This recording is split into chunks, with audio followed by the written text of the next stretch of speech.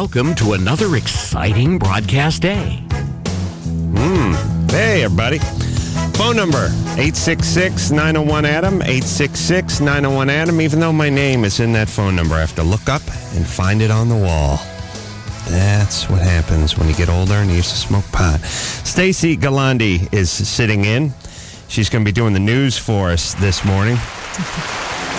She's a correspondent for Inside Edition. A lot of stories here about Stacy. We'll get into that. First, welcome to the show. Well, thank you, Adam. It's great to be here. It's great to have you. Thanks. You're perky. I like that. Yeah, I try to be. And you're summer. You're summer. We're both summers. That's really what I like about you. Yeah. You're an autumn? I'm really an autumn, but I thought I'd go a little summer-spring thing today. You're actually an autumn, but you want summer. Yeah. I can't tan. I'm a redhead, so...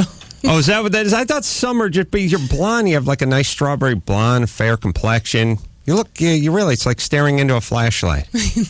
Well, if she's a nice. summer, then how would you also be a summer? By that logic, you're not. I'm not. I just say whatever the other person I think the other person is. So you can. That's how I ingratiate myself. I see. I'm a chameleon. BS chameleon. I see. I would think he's a winter. Yeah, probably. So Stacy is works for Inside Edition, and you've done a lot of kooky stunts over the years. Yes. Stayed awake for 80 hours. Yes, just to see the effects of sleep deprivation. Yeah, people talk about, bungee jumping or going over Niagara Falls in a barrel, but staying up for 80 hours is as brutal as anything gets. Mm-hmm. I would rather get like a prison-style tattoo, where the kind where they sear it into you, the kind where they take a coat hanger and they make it into your initials and they heat it up and then they just into your arm like you're in some black fraternity or something. I'd rather have that than stay up for 80 hours. That's what our government does when they're leaning on the terrorists. That's what they do. They just sleep deprive them so that they spill the beans, yes? It's bad, but I think the tattoo thing would be worse. I don't know. 80 hours. Well, you're used to getting up early in the morning, so no, I'm you not. don't need your sleep, do you? Yes, no. 80 hours. I mean, look, seriously, staying up, a long day is tough, and if you make it to 24 hours, that's pretty brutal. But this is 3 days plus, right? Or 3 days. Yeah, I mean, you go through every cycle. It's like we all done the, staying up all nighter thing for college. But by the third day, you're crying, you get punch drunk. You're moody. You're moody. Irritable. Yeah, but I had to do it. I just had to see if I could actually go that long. Yeah, but why didn't you see what 50 hours was like? Well, the other guy that I was doing it with was able to go that long, so I thought, well, I can't let this guy Gotta hang with him. Yeah, I had to do it. And you're worse. I think they've done studies now that bears this out. But driving, for instance, you'd be better off. You'd rather share the road with a guy who had a six-pack in him than a guy who hadn't slept for 45, 50 hours, right?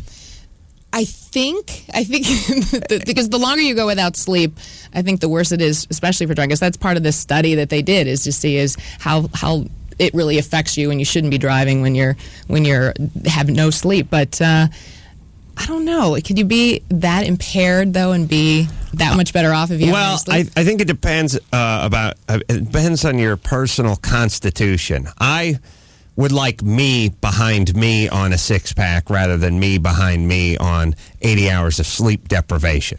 I could drink a six-pack and make it home. No big deal. I've conked out from exhaustion on the road and literally realized I've fallen asleep and woken up a few seconds later driving like 75, 80 miles an hour down the freeway. Really? Yeah.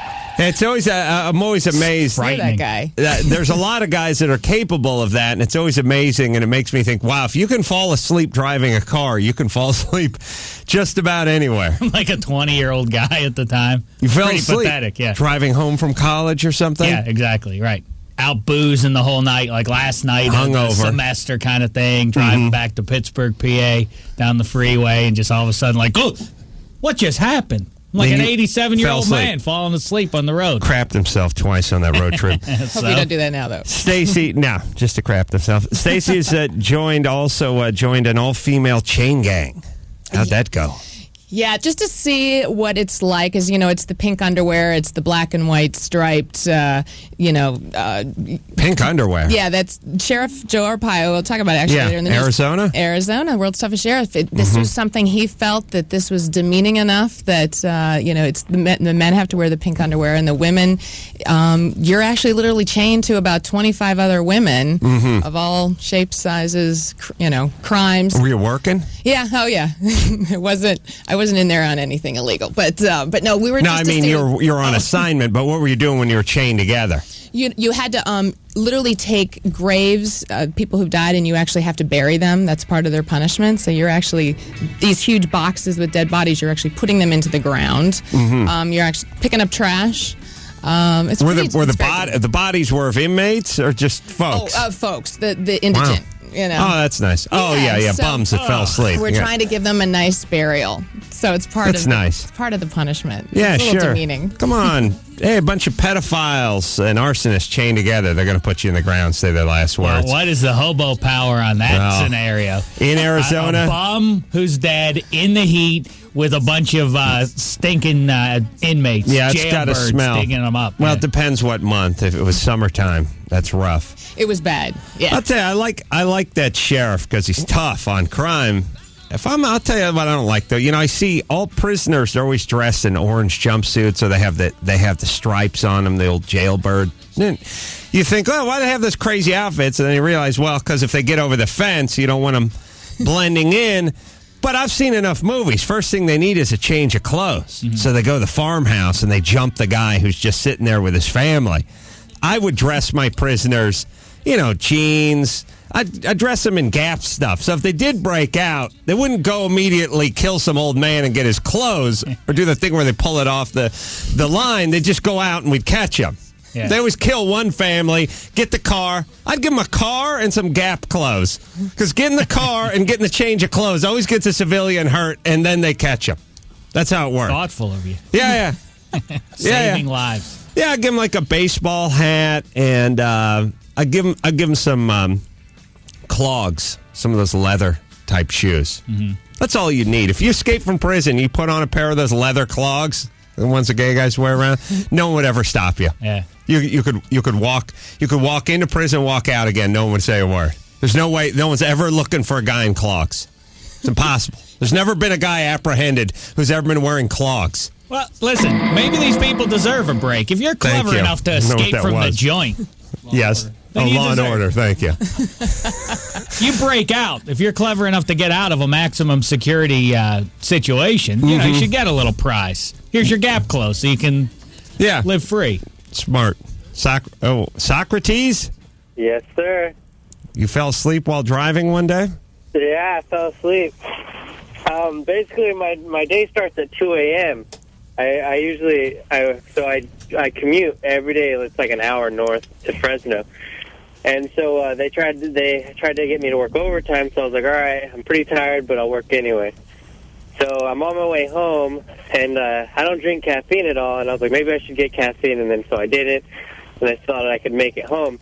So I'm on the freeway driving, I'm kind of dozing in and out, and finally I almost get home, and I just conked out, and I was out of it. And when I woke up, my car was already on the side of the freeway. I went off the road, and my car was spinning, and I almost went into oncoming traffic, but then I swerved and I slid out of it. I just kind of slammed on my brakes, and it's pretty scary. Yeah, it happens a lot, and for a guy who can't fall asleep in first class on a 6-hour flight, drunk, with an Ambien in me, and off of 3 hours sleep the night before, I find this virtually impossible. But evidently it is, because it happens on a daily basis. All right. Is your name really Socrates? Yeah, my name is Socrates. My dad's name's Mozart. What do you do for a living? I'm a news photographer. Is it a good living? It's all right. Do you live in a crappy apartment? Yeah, a crappy apartment. Yeah, well, it's not crappy, but I mean, it's all right. It's a one-bedroom, though, right? 2. You're a renter, though. You have a roommate? Yeah, I do. Sad. See, how old are you? I'm 20. Oh, okay. Well, you're still young. It's the danger of giving your kid a noble name when you go with that Champ or Princess or Socrates or something like that. there's always the chance, and it's better than not that the kid's going to not live up to the name. What you want to do is sort of lower the bar a little and let him outperform his name. Dope. Yeah, Just dope. name the kid Dopey. Slug, no count, stuff like that. Yeah. You know what I mean? Retard, Down syndrome guy. Yeah. I mean, it's off the top of my head. But give him a name and let him outperform the name. Ron, there's a name you can outperform. You get yourself a nice job over at Chicken in a Basket, and you've outperformed Ron. I was thinking about names, by the way. We've been talking a lot about baby names for your kids. I was thinking about this one. There are names that cannot possibly apply to an infant, and yet people give them. Like, they can only... It's as though they should be born a 53-year-old man. Yeah. Like Stanley. Carl the baby. Look at Carl, the little baby. Look at Victor, the little baby. That's weird. Yeah. Who thinks of that? Stupid people, whose parents were dumb enough to name their kid something else or them. There's a lot of crappy names that get passed on. Like, you do that thing where it's like Gertrude. What kind of name is Gert? I know, it's a horrible name. My grandfather's wife, my mother's middle name is Gertrude, and it's a family name. Then her mother was named Gertrude, and then one of our aunts is like, all right, there's horrible genes that are passed all the time. Let's go ahead and nip this in the bud. Yes, that's what you do. Medicine is trying to eliminate these. Yeah, what else do you have in your family? Alcoholism. What else could we pass along? Pedophilia. What other horrible skeleton do you have in your family's closet you like to pass along? This is just that. A horrible name. There's a lot of... Here's the whole thing with families. It's like a big gin rummy hand. You want to keep the cards that work, and you want to toss the ones that don't work. And that doesn't work. There's names that don't work. There's traits that don't work. There's addiction. There's disease. There's things you don't want to pass along, things you don't want to perpetuate. Use the name, too. If someone's got a horrible name, nip it in the bud. Yes? Well, what do you say, Stacey? I don't think. What'd you do? Name somebody? No. Something bad? No, but a friend of mine, Irving. Irving, bad, yeah. And, Julia Roberts named her kids Hazel and Phineas. Yeah. So. I know. I would laugh, except for I have a nephew named Finn. Well, I actually like cool. that one. That's not a bad. Well, Phineas will get changed to Finn. Yeah. Yeah, and that's kind of cool. Yeah, that's cool. You got it. But I just think, whatever happened, especially now, what happened with all just regular names like Sue and Tammy, I don't know. There's nothing normal anymore. You have to have this outrageous name all the time. Yeah. Yeah, well, we were talking about it yesterday. The brothers got crazy with the names, and now Whitey's following too. We're all name wiggers. We're going our own crazy direction. Oh, you have a Demetrius? All right, we got Apple. Want to keep it going? It's a cold war of horrible names. There is no racial bigotry here. It's hard to use the same names. Like, I've made the point before that, there are names that are very different when put on a black man versus a white man. Mm-hmm. One of those is Luther. Yeah. If you're Luther and you're black, you're the baddest dude around. But if you're Luther, you're a white supremacist. Yeah, it's a good point. Or possibly an evil genius. How about Reggie? You're a smooth, shooting, basketball playing, cool guy. And if you're Reggie, you're a white guy. You're a loser. Essentially Elton John before he changed his name. Yeah. Tom? Yes, sir. You're an Army Ranger? Ex-Army Ranger. And, I say you're always an Army Ranger. Well, yeah, I guess so. All right. And you had to go through 5 days of sleep deprivation? Almost 5. Well, in between little tasks that they give us to do, like 30-mile forced march or 20-mile night navigation through the swamp, they'll give you 10 or 15 minutes here and there to shove some food down your neck and maybe change your socks and maybe shut your eyes for 3 minutes. And then you're back up going again. Yeah, sleep deprivation, all that Navy SEAL training and Ranger, all those special ops training things, it's always about sleep deprivation.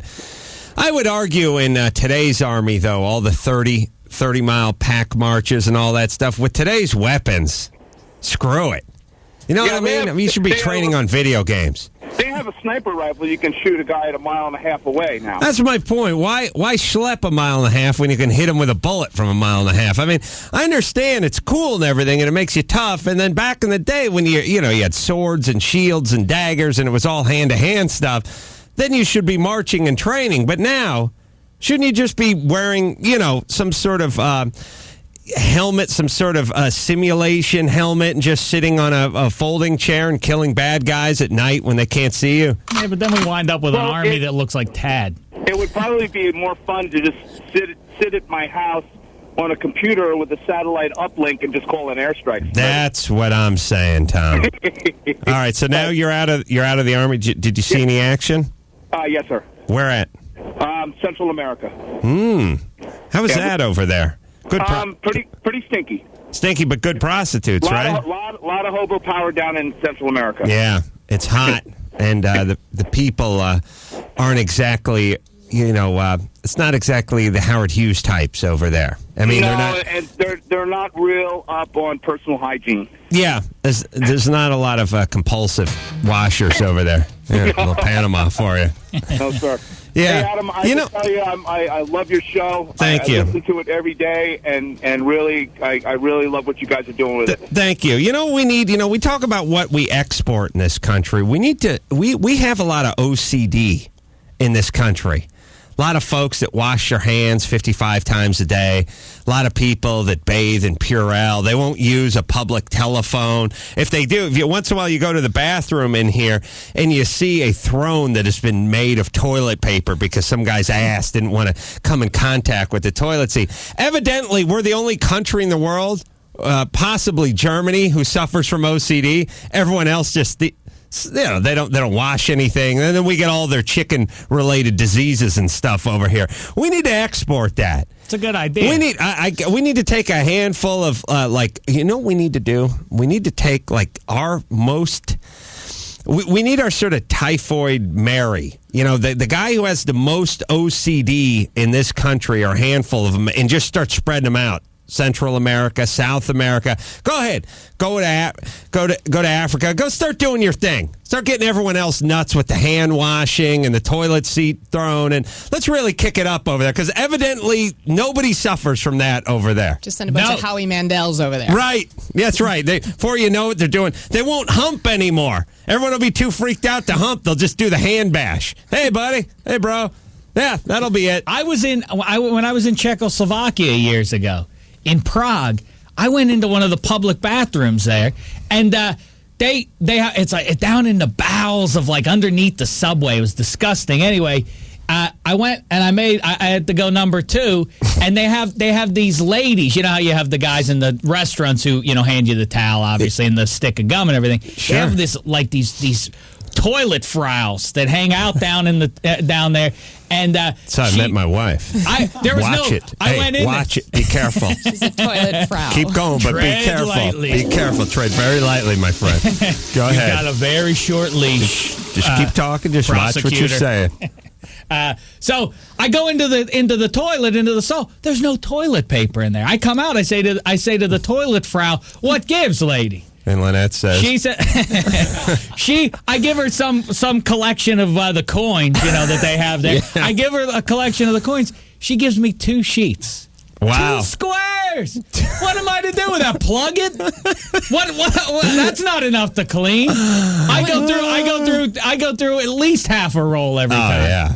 Yeah. I'd like to know how to clean. use those seats. Do you use those little things that you put on the seat? Because do you pull out that little... Are you kidding me? They have the shields there? No way.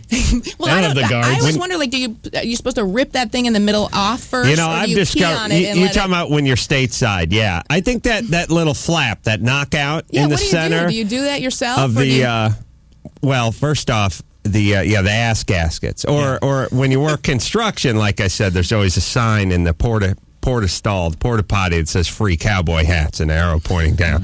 It lightens things up. Then on the outside of the porta potty, it says Mexican Space Shuttle.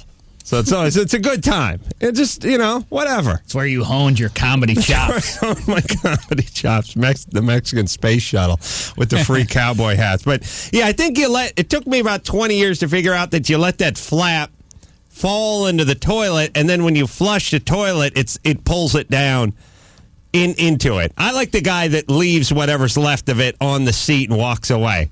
Really? You're done here? You can't take your own fecal smeared ass coaster and knock that into the commode? I'll just deal with that. You're right. I should deal with that. I only used just one for the first time like 2 weeks ago. Really? Yeah, I normally just squat. All right, good. I'm just saying, evidently, OCD does not exist in other parts of the world, and I'll explain why. When you have real problems, OCD is a luxury you can't afford. We have OCD over here because we got a lot of white folks with a lot of money, and eventually when you have a gate around your house and you have security and you have insurance on everything and everything has been child-proofed and every car has 30 airbags and a roll bar, your mind starts going into other things. You go into the invisible world because you need to worry. You need to think about something there. When you're worried about what you're going to eat every day, forget about, having, 3-layer quilted ass paper to wipe yourself with. You're using a cardboard box or an old Christmas tree. Oh, yes. Yes, they will use our disposed Christmas trees. Stuff in May and July. Stuff we throw out, they'll use for toilet paper. Point is when you have real problems, you don't get OCD because you just don't have time to wash your hands with Purell 30 times a day. That's how you know these problems don't really exist in our culture. They're manufactured because we have time and money. All right, the more you know. Thank you. We need to take ourselves a break. Stacey, you're like my muse. You inspire me. Really? You move me. The way I talk about toilet paper? Yeah, it moves me. He's fallen prey to it before. Lynette, the toilet frau. That's right. Wooed him with her talk. She moved me. All right. So Stacey Galandi is here. We'll have more tape from the Moussaoui trial. It's been a little while. David Allen Grier, Dag, my main man, coming in today. Deaf frat guy. And, we're going to play a spirited round of Rich Man, Poor Man. I think you've forgotten someone else, haven't you? The 50-plus goal scorer, the San Jose Sharks, Cheechoo. Oh, Cheechoo. That's gonna right. Be part of the show during the sports. That's right. All right, I tune out. We'll take a quick break. Be right back after this. It's time to check Adam's voicemail on the Adam Carolla Show. I live in Canada. I listen to your show. Great show. You, Adam Carolla, making $1 million and buying the 200 mile an hour car. You know what? You pay $200 million for $200, whatever it is. Hey, will you guys ever answer this phone? Come on. Get someone to work. Billy, our webmaster, is in studio. Also, Stacey Galandi. Stacey can be found on Inside Edition. Kind of a Deborah Norville doppelganger, although Yeah. I'd say a younger Well, thank Deborah you. Norville. I find her tremendously foxy. Do you? Yeah, she's got a good following. But that's She does? Yeah. I'll Jeremy have to kill them all. Piven. Jeremy Piven? Yeah, he's in love dead. with her. He's dead to me. He's dead. John Cusack. I'm going to send her one of those notes I make from clipping separate letters from the newspaper. No. Yeah. I bet she gets a lot of those. Note. Yeah. But no, that's great. Thank you. Can't That's a very trace much it. a compliment. Impossible to trace because I use 30 different newspapers.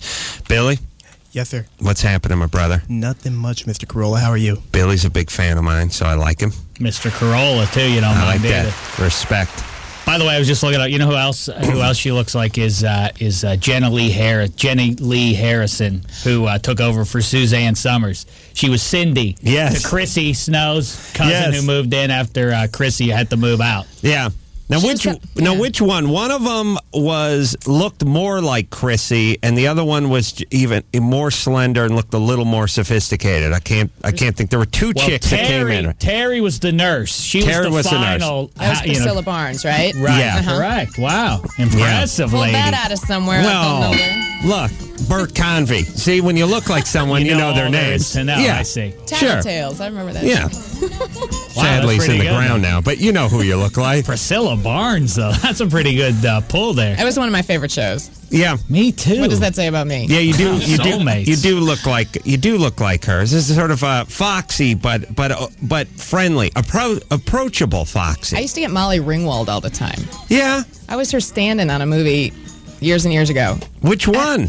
Fresh Horses? Yeah, I remember that one. Yeah, with Andrew McCarthy. It was like the second movie they did. And, it was okay, I guess. Molly Ringwald. You know, you actually look like, because I grew up down the street from them, you look like her sister. You look like somewhere in between her and her sister Beth. Yeah. Beth who? Ringwald. Okay, Just really? a sister, yeah. Looks like you. No, I'm not being funny. Really? I'm saying Oh, wow. you I've look never like met her her. sister. Yeah, she's blonder and looks more like you. I didn't even know she was a sister.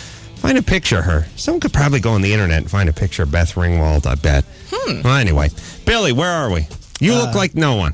Not even yourself. That's not true. I've told you who he looks like, too. Yeah, I know, but it's insulting. It is not insulting. Oh, it's what do you mean it's not insulting? Who does he look like? He looks like the lead biker in the Black Widows in the Every Which Way But Loose movies. He's the main bad guy. That is the ugliest man alive, that guy.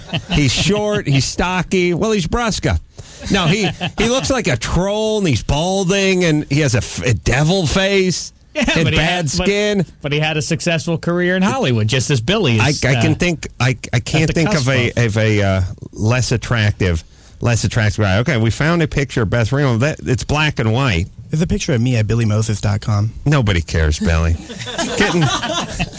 getting there. All right, see if we can find a color one, Mike. Starting to get there. I could have said Billy looks like Clyde the ape. Yeah, it's true. It would have been a nice upgrade for him. Anyway, Billy. Yes, sir. Shocking, you don't have a prom date yet, right? Shocking. You're a senior over at Rio Honda?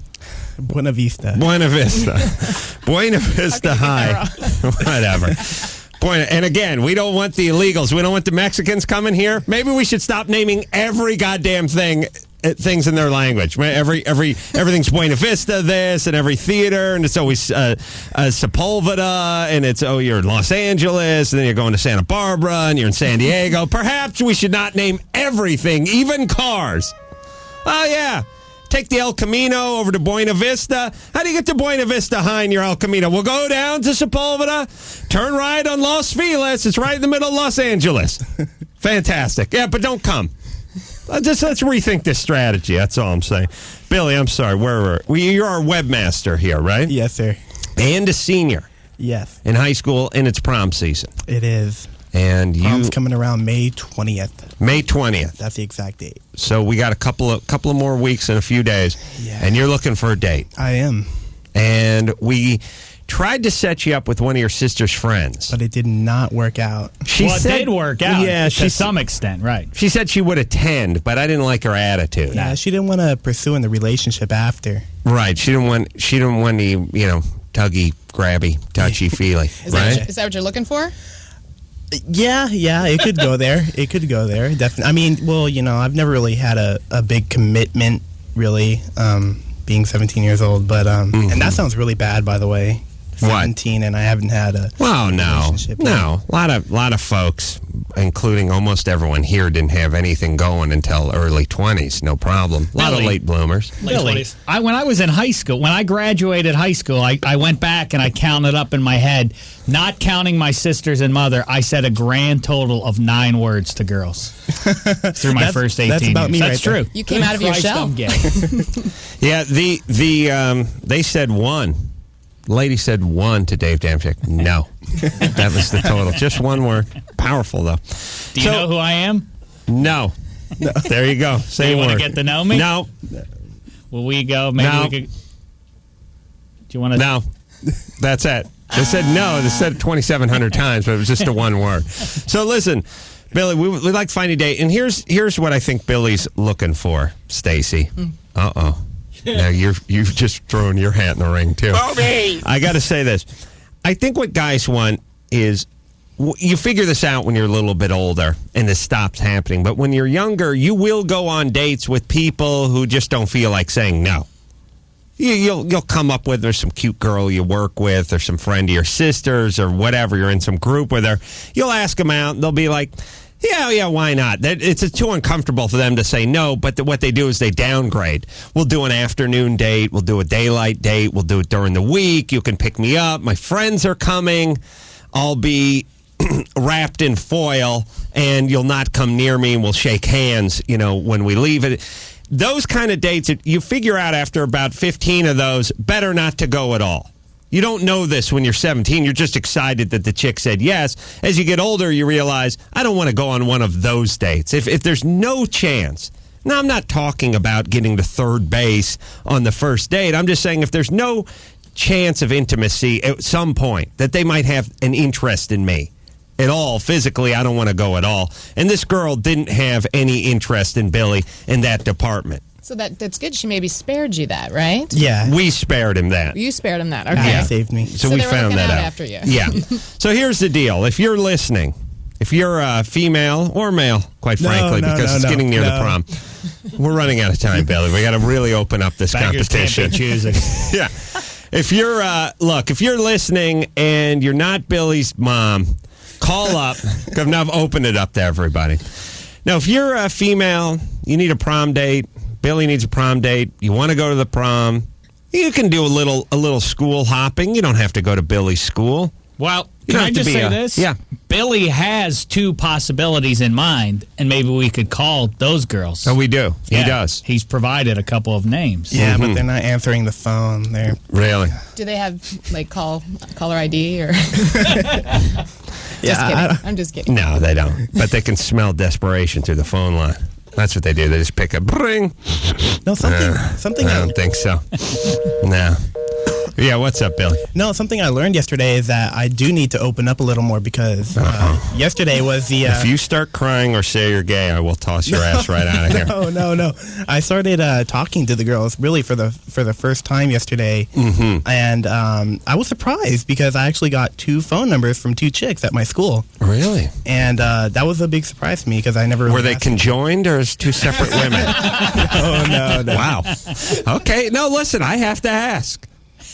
Like when people It's your explain, they job have as to a ask. journalist. It's my job. That's right. As a certified journalist, I have to ask the tough questions. Oh, I wish I could take a nap on a fluffy cloud down Rainbow Highway on the back of my pet unicorn like you guys, but I have to ask the tough questions. I have to look at the man in the mirror at the end of the day. That's right. That's who I answer to. Guy standing just behind me while I look in the mirror. What was your line that you used on these 2 gals? Chicks is what he calls No, it. actually, I was talking to my counselor, and he said that I needed to, because I was asking him how to score some phone numbers, and he was like, Your What kind of counselor school is this? yeah. giving you advice on picking up babes? Yeah, well, I mean, he's cool like that. Mr. Mendez, he's awesome, Mr. Mendez. Yes, Jose Mendez. Is he married? No, I don't think so. No? I think he has a girlfriend, though. Okay. Yeah. Over at Gaucho Hondo. Hi. Well, you go to one of those alternative schools, right? Yeah. You know, really what they should do? They should really just dig a tunnel from all these alternative schools right to the closest junior college, because that's where you're bound. You'll not be going anywhere but junior college runs. My sister went to one of those. She went to Amelia Earhart on the corner of North Hollywood. It's one of these things. Let me explain what happens. I don't want to bring you down, Billy. No problem. But first off, you should not know your counselor in high school. You should be avoiding your counselor. I saw Mr. Tomey twice, and one of them is when he was suspending me, and the other time when he was trying to shake me down for information about my buddy Ray to suspend him. That's the only contact we had. I didn't ask him for dating tips. But I'm so is he involved- Bill Bixby? What is this? No, it's because I'm so involved in student government and everything. I have to be in contact But with these you don't people. go They're to peers in a way. Listen, here's what the alternative schools are. They have high school, right? That's regular high school. And then there's certain kids that don't make it in regular high school, but they don't want to tell them to stay home. So what they do is they create a fake high school in the corner of the high school so that they don't have to admit that the kids can't cut it in high school and stay home. They go to the fake high school. They call their counselors by their first names. They smoke cigarettes. They have to be in by noon. The first class is at 1. They cut them loose at 1:30, and that's about it. My first class is at 8. Oh, really? That's- Well, my sister, at Amelia Earhart, there was none of that. It was always the weird stoner kids smoking cigarettes and calling their teachers by the first name in the corner. All right. And when's your last class? I get out at 2. Are you going to college after this? No, but I plan to. I want to study in communications and get where you're at right now. Junior college? Yeah. Now, Billy, Is tell me- anybody in your class going to a real college? No. No. Okay. So no one in the entire school is going to college. Compton College. That's a junior college. Yeah, In whatever. Compton. Yeah. Okay. So nobody in this school. All right, I'm resting my case. But Billy, I don't want to beat you up. I want to find you. I want to find you a date. Let's do it. We'll call these girls later on in the show, perhaps, see when they pick up their phone. Yeah, and also hear what Mr. Mendez's keen advice on picking up the babes was for Billy here. Yeah, no, he you know, What did he say? I know the school phone number. You know, we can talk. What did Mr. Mendez say? Well, he said that but when I asked him, you know, how to get a phone number, I told him what it was for and everything, and he said that just to ask him if I could have the phone number because I need to ask him a question in the morning about an assignment or something like that. So trick him. Yeah, well, Right. yeah. No, you. Well, then he can engage in you a say, conversation. right, hey, I got thing, could I have your number? Maybe we could talk about this assignment. I don't know how that's going to work when nobody's going to college. And everyone's like, yeah, here, hold my cigarette. Let me write this down. Okay. All right. Maybe we could get Mr. Mendez on the phone, and perhaps he could become our counselor, our dating counselor, man. and he could just teach all of us how Right. to pick up high school girls. Yeah. I have the school phone number. Well, you use trickery to pick up women. That's what you deception. Like Ted Bundy. He used to pretend his arm was in a cast. He was very good Then at he'd it. whack him over the head with a tire iron. Mendez is right. He's a genius, this man. All right, we need to take a break. We'll be right back with our Musawi trial tape. David Allen Grier's coming in. Deaf frat guy's coming in. Rich man, poor man. We got a lot of stuff to play today. Cheechoo. Cheechoo. Jonathan Cheechoo, part of the show. After this. Hey, this is Danny Bonaducci. Please call Adam Carolla at 1-866-901-ADAM. Ask him if he's got bail money. Stacy Galandi is in here. Roxy, Stacy.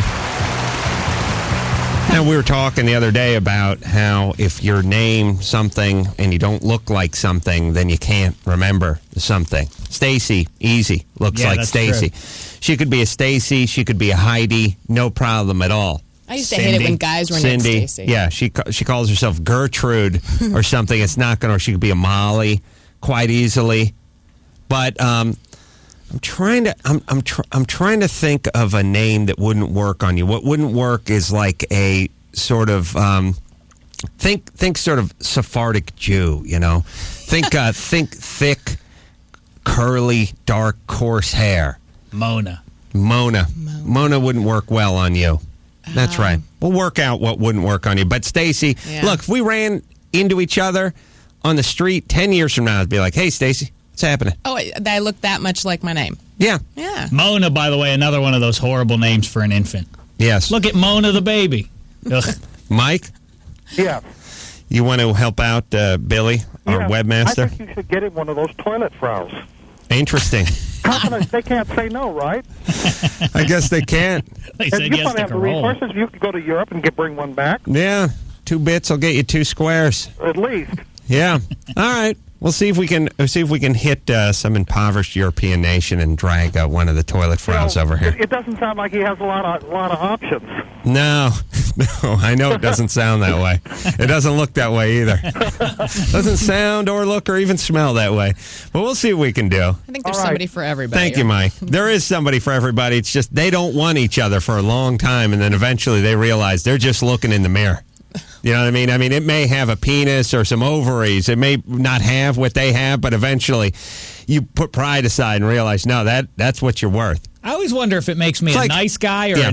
or a condescending guy that when I see two very unattractive people together, I always think, oh, that's so terrific that they I think it's found sweet, each too. other. For Christ's sake, don't have kids, but that's sweet. No, you know what it's like? It's like when you make that first trip to the used car lot and you go, look, I can put $125 down and I can make a payment of $80 a month. And then the guy shows you, you walk by all the Corvettes and all the slick stuff and all the cool stuff and all the V8 stuff. And the guy goes, here's what you can drive. And you go, oh, please, I'm not going to be seen in that. And then you walk home and take the bus and think about it for a few months. And eventually you come back and go, all right, give me the Metro. Fine. No problem. That's what it's like. That's what you do when you date. Eventually, you come out of the gate thinking, I want a supermodel. Eventually, An important realization for everyone. settles in. That's right, Billy. I know it sounds like tough love, buddy, but don't worry. We're going to get you laid. All right, now we have to move forward here because news and sports is just around the corner, along with David Allen Grier. Dang, my main man coming on. Deaf rat guy. This is it. This show's on autopilot. I no longer have to speak. Two funniest guys in America are coming in. Mike Lynch, who does the sound effects, does some writing. All around utility man on the show. But his main job is to basically run all those hilarious sound effects and put the music in and stuff. He's going out on his honeymoon. He's going to be gone for a week plus. Brian Bishop, the phone screener, is going to be filling in for him. Basically, I'll give you an example of what Mike does. I'll tell a story, and Mike, you just you play the appropriate sound effects. I'll just come up with this story. Last night, my wife was snoring, and I couldn't sleep. I was so mad, I screamed and walked downstairs. But my dog woke up and started barking. You see how it really goes. Helps paint the picture. Yeah, you're there. Yeah. All of a sudden, instead of just, empty promises, words on a page, all of a sudden you have a beautiful picture drawn. I don't know that any empty promises were made, but I follow your point. How about my promise to fire you if you make fun of my empty promises again?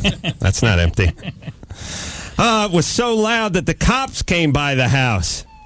You see, you get it. There they are. Yeah, and then they pulled out their guns and started shooting. Right. So you see how it goes. Now, he's going to be gone, and he's spent the last 4 months getting to this point. It's a complicated board. It has 50-some-odd sound effects, and there's 5 other boards. I don't even understand them myself. Brian's smart, but I don't know. I don't know if he's good enough. So why don't you jump in there, Brian? All right. Master of the phones, but can he master the board? Do your best to keep up with me. I'm very nervous, but I'll try. Right, we'll just see how this goes. Last night, my wife was snoring. Damn it. Ironic. I couldn't sleep at all. I was so mad, I screamed. I am gay. Jesus. Come on, go slower. So I walked down the stairs, but then my dog started to bark. Get on your knees, scumbag! Yeah, see, that doesn't make sense. And we made such a raucous noise that the cops showed up. Well, it could have flown a helicopter, I guess. And one of them pulled out his revolver and started shooting. Wow, what a utopia we'd be living in if, in fact, that's what it sounded like when a gun discharged. He shot, he hit me, and I fell into the swimming pool. Silent breed is people! Yeah, that's Brian, tough. this is terrible. Yeah, that was horrible. That was actually a lot closer to the one that I thought I should have gotten. Yeah, that is just not gonna. That's just not gonna work out. Did you practice? Thank you, Mike. Evidently not. Point is he'll be stepping in starting tomorrow. Mike, you can't get married now. Yeah. Yeah, you're screwed. Everybody's screwed. Let me explain something, Mike. What the hell kind of vacation? Your vacation shouldn't he start Monday? Shouldn't you leave on Saturday or Friday night or something I'm like getting that? married on Saturday. All And right. then going straight to the honeymoon. You always have to have that day before. Right, yeah. I've got a lot of stuff All to right. do. I got family coming into town. Iron the tux. All right, I'll let you pass. I was just complaining to Dave how we're living in a day now where folks, not you, Mike, salt of the earth, but a lot of people do a lot of, like, my friends getting married or I got to attend my reunion. I'll be leaving Wednesday. And I'm always like, well, when is the reunion? It's Sunday. Well, didn't you used to leave Friday afternoon? Isn't that how it used to work? Yes? Yeah. Yeah. The Doesn't wedding happen is that out way of anymore. town, though. All right. Now, listen, Some you're traveling You're involved. one of the good ones. I got no quarrel with you. Are you going to wear, by the way, Lynch, every day of his life wears a beard, the same stinking green sweatshirt, and the same hat. You going to wear that? You going to lose the hat for the wedding at I least? like to think of it as a uniform, as Adam has pointed out before. He's leaving it for me. Interesting. Yeah, Brian's going to have to wear everything. In fact, I'm going to shave my beard and glue terrific. it to his face. Oh, awesome. You are All going right. to shave. All right. No, I'm going to trim it up. I'll look pretty. Yeah. Because Dave looks good, clean shaven. Yeah. Thank you, my dear. Oh, you're attractive, David. No, I just look Find him good. attractive? Yeah. I'm a nice looking fellow. Yeah, aren't I I? really, I like you without too much facial hair. You know, I think this looks good because I've seen pictures where you actually have more. Looks a little scruffy. Yeah, You like I think it? this is good I because look it shows ruggedly masculine. You shaved, huh? How Yeah. about the ace man over here, Stacy? Well, Anything? you know, that goes without saying. You're Italian. Look out, toilet frows. I'm Italian too, by way of Ireland or something. All right. When we get together, have beautiful bambinos, yes? You're having 2 soon, right? Yeah, why not make it 3? I haven't gone the child route yet. Well, yeah, we maybe. could go down that road. We could certainly try. We could try. Yeah. Without results. Yeah. Yeah. Well, I don't want to offend you, so I'm going to move forward with the program because I have things I could say, filthy things I could say, to constantly edit what I say because my mind is filthy. It has to all pass through a HEPA filter. Once in a while, something slips out. Well, so since she looks like Cindy Snow from Three's Company, you're the Jack Tripper, and you'll just pretend to be gay and throw her off the. That's right. Better Tripper than Furley. That's right. All right, we will take ourselves. I think more of his buddy upstairs, Larry Dallas. Yeah. Great looking hair. We'll take a quick break. We'll be back with news and sports after this. It's time to play Guess the Movie Quote with the Adam Carolla Show's movie reviewer, Oswaldo Castillo.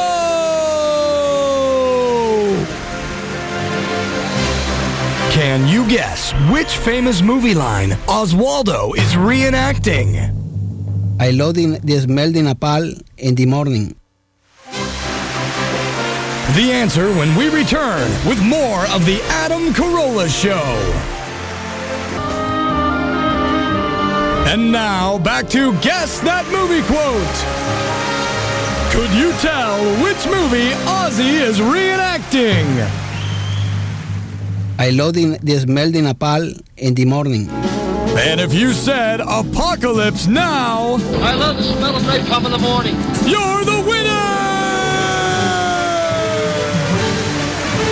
He did say Nepal, but I still know what he meant. What a delight. 16 years I attempted to build houses with him. All right, it is time. I see David Allen Grier, Dag, otherwise known as my main man, waiting in the wings. No funnier man on the radio than David Allen Grier in short bursts. Just little pieces. Yeah, you get burnt out if you heard more than 15 minutes That was of it. very modest of you. I'm surprised. He's a bona fide talent. He really is. Quite a bit funnier than I am. Although I like to think that I'm some sort of comedy activator for him. Right. I enhance his comedy. Conduit. I bring it out. Sort of like a funny straight man. Yeah. Thank you. Yeah. Not if you can do that. It's like being short and tall at the same time. And yeah, not exactly like a conduit, more like an activator. I'm the catalyst, the active ingredient. You know, I don't channel his funny. I give him I sprinkle a little of my pixie dust on him, and all of a sudden he blooms. Like a comedy rose. Where were we? That's right. Stacey Galandi is filling in. She's from Inside Edition. She's going to be doing the news for us today. So, without any further ado, Stacey Galandi with the news. Love that theme music. I love it. Well, today may be the last time we hear from 9/11 co-conspirator Zacarias Moussaoui. A judge will impose sentence this morning after a jury decided to send Moussaoui to life in prison without the possibility of parole. So now he's going to be heading to Colorado, where he's going to have no contact with anybody from the outside world. Yeah, they always do that thing where he gets to make his final address to the court. So it's great. The insane man who wishes all Americans should die 1,000 deaths gets to talk to the victims one more time and explain to them how he took pleasure in their children, loved ones, parents being gone, and how he hates America and how he spits at them. Do we really need that part? I mean, do we really need the part where crazy, homicidal, terrorist maniacs get to address the group one more time and espouse their crazy, delusional thoughts of genocide? Well, man, I'm crazier than a rabbit's ass. Is that necessary? Hasn't he spouted off enough in the courthouse? Well, not only is he spouting off, he's insulting. You know, he said, "America, you lost, I won." Right. And again, it's I don't care. For us, he's just a crazy person. But for the victim's family who attends the trial, they have to look at the crazy guy yell at him one last time. Well, you know, I'm not for capital punishment, but if there were ever a time where I would consider it, it seems to be this. Yeah. This guy celebrating, clapping his hands. You lose, America. Fantastic. And I'll tell you, sorry, I was just going to say, well, it's interesting because a lot of the relatives of the 9/11 victims seem to think that this was a very just verdict. Yeah, well, they felt like, well, first off, they were against it their whole life. I mean, when you're liberal and you're against capital punishment, you can't switch gears midstream. You just seem like you'd seem two-faced, number one. But also that thing of let the guy suffer. let him sit in his cell and rot and think about what he did and blah blah blah. I'm semi-down with that. He's going to get it, but good in the joint. But listen, we showed. I know you won't approve of this, but we showed the world our humanity. I agree. We showed we're better than they are. Well, here's actually a family member here. See if you agree with what she had to say. All right. My mother was a passenger on American Airlines Flight 11, and I have to say I'm glad to see that this will be the last day that Mr. Moussaoui is in the headlines. He's going to be in jail for the rest of his life, which is exactly what this man deserves. Right, except for the part where he's going to release a book and an album every 3 to 4 weeks for the next 70 years, and there'll be plenty of disgruntled, screwed up high school kids that are walking around with his T-shirt on it as an FU to their stepdad who's molesting him. Other than the fact where he's having press conferences twice a year for the next 40 years, this is the last we'll hear from him. Well, since he's getting no parole possibility, hopefully we won't ever hear from him. But, there'll be a Geraldo's going to go undercut. Geraldo will make his way into the thing. He'll do a sit-down. It'll be a 5-part series. It'll be all over the news a few years from now. Well, yeah. Believe me, we'll keep hearing from him. But I really got to think, you always hear about the pedophiles and how they're treated in there. If anybody's going to get the gang rape treatment and then the shiv, it's his character. Well, that's what I love about you. You're against the capital punishment, but the shiv and the gang raping, you're all big thumbs up to the anal rape from Dave Damashek. I'm not approving it, I'm just saying that's what happens in the joint. All right, Gandhi. You haven't been on the Quiet inside. down. You don't know how it is in there, Adam. Well, I'm just saying that bend over. this guy cooked his own goose many weeks ago when he took the stand and just started talking about how he was happy that the planes flew in, that he was supposed to be on a 5th plane that was going to fly into the White House. I mean, he really screwed himself. We have tape of that, do we not? We have exclusive tape, not just the stuff about the 5th plane, but you want to talk about offending Americans. This guy kept going. I plan to reenact the Battle of Gettysburg using live ammunition. The Union soldiers would be Jerry's kids, and the Confederates would be kids from the Make-A-Wish Foundation. Wow. I plan to buy a gorilla costume, climb the Empire State Building while carrying Dakota Fanning, and then drop her on a group of tourists. Very echoey, but still controversial. Hole in the Green Monster at Fenway Park in Boston, and use it as a glory hole to perform oral on the corpse of Babe Ruth. Oh, Red Sox fans won't like that at all. I'll tell you, Well, Pittsburgh? I got to say this. I've heard enough. Is basically what I'm saying. I'm offended. I'm an atheist and I'm offended. This is enough. I'm an American first. I don't want to hear any more of this guy's rhetoric. I will go to St. Patrick's Cathedral in New York and play How Great Thou Art on the pipe organ. It's my pipe organ. No! What I'm saying. I think you do. I need my penis. No more. I wish to sneak into the House of Representatives and fart on all 436 seats. Okay. I would steal B.B. King's diabetes medication and force feed him Toll House chocolate chips. Okay, that there's no more. It is exclusive, though. But the point is this sicko will not see the light of day for the rest of his natural life. That's the important You have part. to admire his commitment. You got to say that. All right, Stacey, I'm sorry. Go ahead. No, but Adam, before you go out and buy a sonogram for your twins, you better think twice. Even though Tom Cruise did it for his baby little Surrey, today in the state assembly, politicians they're going to be debating whether or not people should be allowed to buy sonograms for inside their homes. And there's actually sonograms being sold on eBay right now for like $5,500. I already have one, so I'm grandfathered in.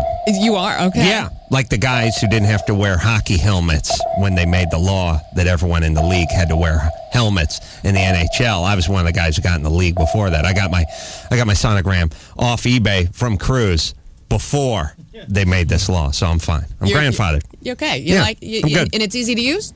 I don't know. See what the problem is. It's warm.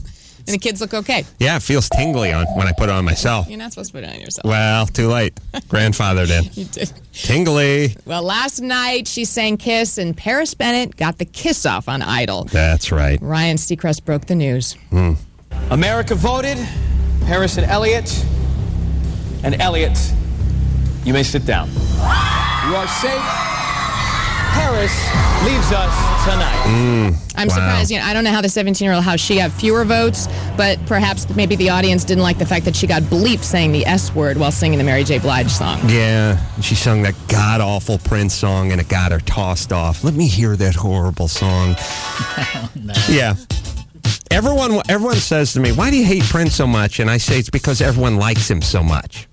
He's a pompous ass who sings mediocre to bad songs that sound dated and bad 2 months after he came out with them. This is the song she chose, and it sounds like fried ass on a waffle iron. Yes, he's a genius, but at a certain point, don't you have to make good songs if you're going to wear the genius crown? And he's a self-absorbed pompous ass. Please, everyone, stop defending Prince. Stop loving him so much. Every song's about what it's going to take to get with him. I'm done. He's a pompous ass. Listen, everyone, listen. And by the way, I was yelling at my wife last night, Damashek, who's always defending Prince. He gets in his car and he listens to Mighty Mouse or whatever you listen to. Modest Mouse. Whatever hip stuff, whatever hip de jour, whatever the hipsters are listening to these days, whatever the guys what kind of accusation? Whatever the guys in the vintage Pumas are listening to, Fine, but that's what you listen to. You don't listen to Prince. But you make like it's an accusation. Because you haven't listened to a record that came out after 1983 doesn't make me wrong. I'm not tormenting myself by listening. This came out after 1983, and I know it blows. And Tom Jones did it. That's right. Listen, you don't listen to Prince. Stop defending him. Fair enough. I will. As I say, and he's an ass. Yes, he can play the guitar. Yes, he's talented. That doesn't mean this is good. He beds foxes, though. He sleeps with hot chicks, plays a great guitar, is very talented, can dance. This song still blows ass. I guess I won't say That's our first question for Dag, by the way. She chose it, and she's out. Yeah, good. That's all about song choice. That's what you get. And by the way, he wouldn't do American Idol because he had to talk to the kids, and he wasn't going to talk to the kids. Sure. He's too good for that. You could kneel at the Prince altar and play my songs, but I'll not be talking to kids. She chose a Prince song. Now she's out. Good. And now adios. They've got the top four. So you got Taylor and let's see, Catherine, Chris, and Elliot. Who do you think? It is really tough because Elliot shouldn't have made the top 10 6-7 weeks ago. Now he's getting stronger. It's weird. You have to pick the direction the stock is moving. Kelly Pickler was a shoo-in to make the top 4 5 6 weeks ago. Now she's gone. Elliot was a dark horse. Now he's on the rise. He's got the pipes. Yeah. He can sing. He would be good just to listen to on the radio, but yeah. The white-haired fella is the joke of the group. This guy singing Play That Funky Music, White Boy, and doing the Billy White Shoes Johnson touchdown dance. See, I'm not understanding Knocking his Taylor. knees is ridiculous. I'm definitely not understanding Taylor. I think Catherine maybe at this point looks I think it's great. Catherine and Chris. Has the pipes, and he's got the pipes. Okay, does anyone like this song? Nobody? Brian? Well, God damn it, you don't like this song. I do kind of like it. I don't own the CD, but you like it because you were 14. No, keep in mind I was actually 5. 5? Wow. Now you're really fired. You heard this when you were a kid. Yeah, so I'm not effed out for me. You know what I'm saying? Yes. Didn't overhear it over and over again on the radio. It's just a horrible song. All right. Not good. All right, that's enough. And I was watching American Idol last night, and I'm now obsessed with Paula Abdul and how little she does on that show. So I actually sat there with a steno pad on my lap. Poor wife's going to divorce me. Counting and I counted her words. I counted Paula Abdul's words last night. She said 12 words. No. 12! Not over the course of the hour. Now, it's a half hour. And granted, they're not judging. They're just going to them a couple of times. They're back and forth. This isn't the part where they critique. She said 12 goddamn words the entire episode. And then I figured, well, she makes like $5 million a year. That's her new contract. They do like 40, 45. She gets herself like $120K an episode. It costs $12,000 a word. And I counted the does and the ifs and the connectors. Wow, that is really She didn't say indubitably or anything like that. She was. I counted the does and the uhs and the ises and the wases, too. It seems like they've asked her to keep it short, though, now, lately. Oh, what a gig. And look, as I've said, Look, you can talk about Howard Stern getting $500 billion or Letterman getting $25 million a year or Leno and go, wow, you think these guys are who's worth $25 million? They have to show up every day, do monologues, write, talk, interview, whatever you want to say about them. Maybe they're being overcompensated, but at least they have to talk. Paula Abdul doesn't have to talk for $5 million a year. And 4 months out of the year she works. Not the whole year. What a gig. I'm so jealous. It's good work if you can get it. I'm so jealous. Yeah. Well, guys, that's the news, and it's all free. I like that. It's time for Dave Damashek's number one sports. Number one sports. Do it, Dave. Every news girl in here has their cute little closing phrase. Remind me to use game over at the end of this. I always forget to do it. That's good. Why don't we use it at the top? Just move forward. We got David Allen Grier over there. Dave Damashek's number one sports. David Allen Grier coming in studio. Deaf frat guy, also spirited around a hobo. Like hell! What? There are things to discuss. What's going on? There's sports. All right. Sports and more sports. Oh, yeah. First of all, I got to get a Dodgers update. What are they? All right, we'll get One to that. game under 500 or 500? Extra large game tonight at the Staples Center, 7:30 in the p.m. Kobe and company with a shot to clinch their first round series against the Suns. Last best chance tonight because Raja Bell, the Suns guard who's been checking Kobe through the series, is suspended for treating Kobe the way Musawi's going to get it in the joint. Is this game? This is game 6 tonight. Game 6, but it's in L.A. They lose this one. It's back to Phoenix and the home crowd, and Raja Bell's back and everything. Listen to what Kobe says, though, about the way Raja Bell tackled him on the floor the other day, about what it's akin to. I get elbowed all the time. I don't go out there and lose my head. You know what I'm saying? But it's part of the game. But it's something that belongs in the octagon. If you want to train to hop in the octagon, we can train to hop in the octagon. Ooh la la! Fist fight. They're going to fight after the series. Yeah. 2 men enter, 1 man leaves. I say we put them in the oblong. It's the octagon. It's just more narrow. They really get it on in the oblong. The fisticuffs run free in the oblong. And then only here's what 4 sides. We don't need an octagon. There's plenty of space and opportunity right out here, man. So he can talk all the he wants to talk. Not for you, Raja Bell. If the Lakers win tonight, you're done. You can resume that little thing in November. Now, some game last night in Cleveland. If Kobe's not the best player in the league, LeBron James certainly is. Have you been watching him at all? Yeah. 21 years of age. Keep in mind. Next time you look at him, think, that guy's 21 years old. He looks about 36. When he's not draining a three, he's taking off from the stripe and jamming the ball. And I thought, there are guys sitting at home that are still seniors in high school saying, I played against this guy. It's amazing. It really, he's elevated the game. It is the next level of basketball. He just is unstoppable. Well, he's no Bob Cousy, but I see what you're saying. It was a great duel last night. He hit a game winner in overtime to give him the win. But Arizona Wildcat Gilbert Arenas scored 44. LeBron did one better than him, just as the Cavaliers did. He went for 45. By the way, we've talked about Petco Park being the worst name for a stadium. Cleveland Cavaliers play their home games in Quicken Loans Arena. Loans Arena. It's as though somebody won the joint in a card game or something. Loans also sounds like a degenerative bone disease or something. What do you have, Loans? Sorry. It's a family thing. Yeah, there's nothing we can do. No cure. The meds are keeping it under control, but I mean, it's the quality of life is. You can, by the way, you can say no cure. You don't have to say no known cure. I'm not going to think somebody has a cure, but he's sitting on it. Very selfish. There's a known cure. A guy named Larry knows it, but he won't talk. Crazy stuff going down in the Stanley Cup playoffs. None of the top 4 seeds in the Western Conference made it out of the first round. Anaheim Mighty Ducks up in Calgary last night for Game 7 of their first round series. Ducks rookie netminder Ilya Brizgalov. Netminder. That's right. That's what he is. Yeah. Between the pipes. He pitched a shutout. Teemu Solani scores the game winner. Ducks move on to round 2. Well, they'll meet the Colorado Avs. Edmonton Oilers, meantime, have to play a team that's suddenly the favorite to get out of the Western Conference. The San Jose Sharks and their star, Cheechoo, who will be with us a little later on. National pastime. Padres beat the Dodgers in Chavez Ravine. Oh, no. The Bums are swooning. What are they? They're 4 games under now. Oh, dear Christ. They're 30. They're 21 and 24. All right. Well, it's not good. hold on. Let me just. I feel because I'm a huge baseball fan. I just feel like I need to give this warning out. We're out here in Los Angeles. A lot of folks listening to the show play for the Dodgers. Fellas, we need to rally. Only 126 more games to get back on track. That's right. And it'll be over in the blink of an eye.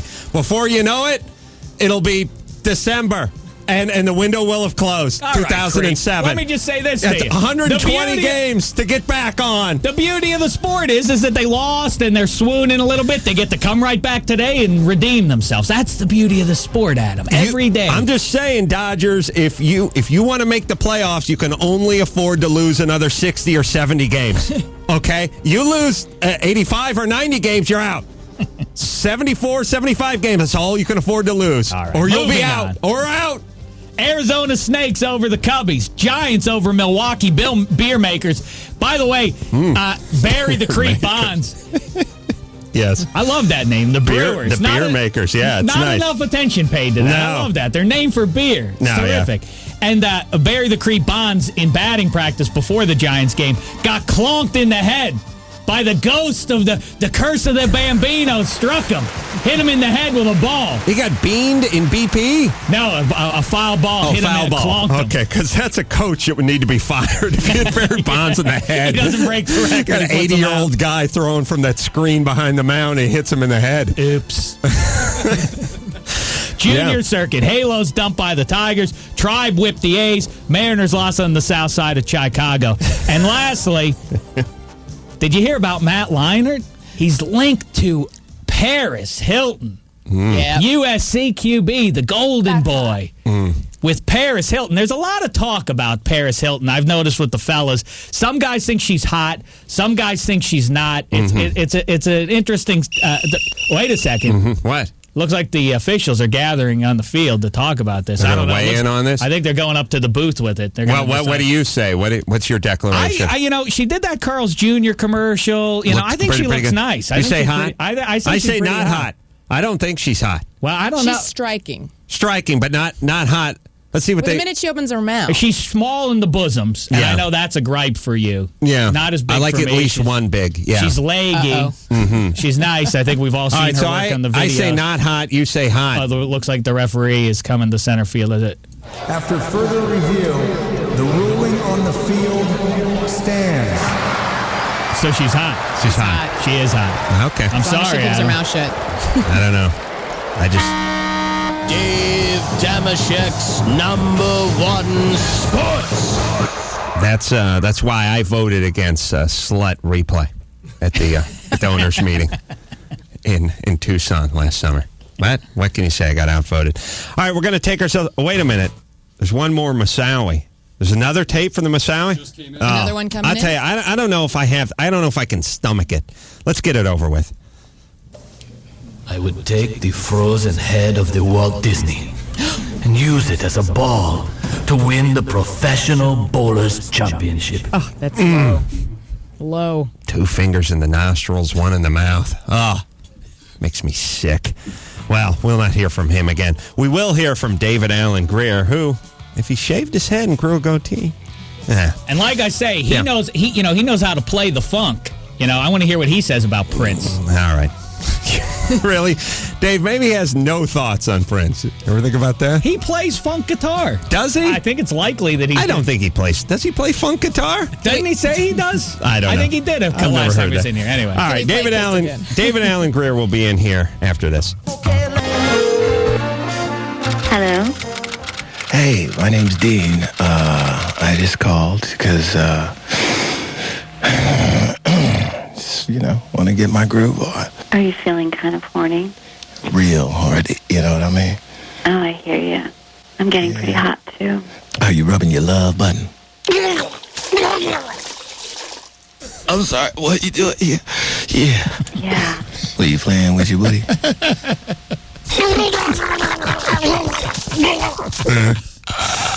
Oh, it seems like just yesterday I was holding a Mark's a Lot board up over my head in a recording studio in Vegas that said vomit. It had the misspelled word vomit on it, and I kept pointing at it. And tell them how athletic it was. You wouldn't just hold it up. You would do an outfield dive to get the right angle and tilt that bad boy like you were trying to get more sunlight. Over the air! Here, take! Note, quick note! Yeah. Vomit arrest bit! I was very nice. Sort of it was like a NASCAR pit crew holding the thing up. It's one of the most retarded scenes there is. The Crank Acres guy, the guy with his headphones on in the studio, and about 5 grown men writing on writing boards. Right, right. Stupid things like vomit. Yeah. When I did the calls, I would have to close my eyes because I would read the horrible, lengthy jokes that people would hold up, and I would get angry in the middle of the call. Like, really? You want me to say that? I'll kill you. Yeah. It's the young writer mistake when they have a really big board. Yes. Talk about your ex-girlfriend that broke your leg when you had an accident in Vegas. You're like, right. What? I don't know. 28 words later, you're confused. David Allen Grier, though, him and I have a certain bond, certain relationship. I can tell. Yeah. It was really like Tiger Woods and his now deceased father. He looks up to me. I'm his best friend. I push him. You looked up to me. No, you look up to me. I push you and I get greatness out of you. It's true. Man, what a week I had. Man. I just, I marched with the Mexicanos on Monday. Did you? Oh, my gosh. It was so moving. I did see a guy in a FUBU jacket in the middle of that sea. I didn't know that was baby. you. Yeah. Just the speeches I heard. Mira, pendejo! Hold my baby, hold my beer. Mira, I snuck in this country fair and square, and I want to be president now, okay? Come on! Dame! Eso, it was just, wow. It was exciting. Sure, you're marching. You're marching with your brown-skinned brethren, huh? Heck yeah. We can't get along in prison, but we can get along on the street, baby. That's a good point. Yeah, you guys are thick as thieves until you inevitably enter the joint, and eventually all blacks and Mexicans eventually end up in the joint, and then you guys go at it. Paco, you're going down. Don't go in the shower. It's on, baby. I know you, okay? I'm going to get you. Yeah. It's very frightening. How do you think they'll treat Musawi? He looks like a guy I went to high school with, really. I really, he does. He doesn't look like Arab enough. He just looks like a black guy. Yeah, we make a beef about these guys and their ceremonial garb, but I think they should be forced to wear it because otherwise they look like us, and I don't like that. Yeah, then it's like I was watching The Great Black Escape. turbans. He should have to wear a black turban with a big red letter on it. I don't know what it is, but we should be able to separate the evil from us. Oh, yeah. I was watching The Great Escape, and, these guys escape the prison camp. They get all the way to, Amsterdam, and the guy's like, oh, and the American guy says, right. See you later, Joe. Thanks. Oh, my God. That's they how you get busted. Yeah, it's like, no, come on. Isn't that the worst named movie ever, though? Everyone in it gets killed. What's so great about The Escape? They got out. I have it on DVD, the Steve McQueen motorcycle chase. We reenacted it on the streets of Detroit for most of my youth. It was the greatest. Oh, man, I love that movie. All we would do is play Army, and the last thing I want to be in is an Army. Dag, shouldn't you be watching Scarface like the other brothers? Yeah, I don't. Scarface is, it's too over the top. Every single time I watch Cribs, and you go to the Rappers movie theater, huge picture of Scarface. I know. I think there's some ghetto interior designer. We got to get Scarface, yo. And get some more, Roman sculptures, paint them bad boys. Yeah, Cribs is really... And that giveaway, rental crib, is you open the refrigerator. Nothing in this bad boy, because I'm on tour most of the time, right? I can't really stop. Well, there's Cristal and Sonny D. Cristal. Nothing. One yogurt that one of the workmen left there. I wanted to kill myself when I was looking at Little Bow Wow. This is one from about 5 years ago, but it's a 9-year-old Little Bow Wow showing you a Lamborghini Murcielago with a high chair in it, saying he couldn't drive it until for another 6 years. And I looked out in the driveway and saw my Toyota pickup truck and just wanted to fall on something sharp. I was jealous too, but till one time I was talking to this girl and she's like, "Stupid, they're rented." Do they do that? Yeah. Because is that right? Not all of them, but some of the guys. You can tell. I mean, when it's there and the Rolls Royce has a boot on it, there's a big white guy in the corner, with the rag, and he's like, "Get away from the car, man." I'm staying here to watch it. Well, that's the whole thing. When you see the thing and it's like, this guy's Jeffy Jeff, and he's from the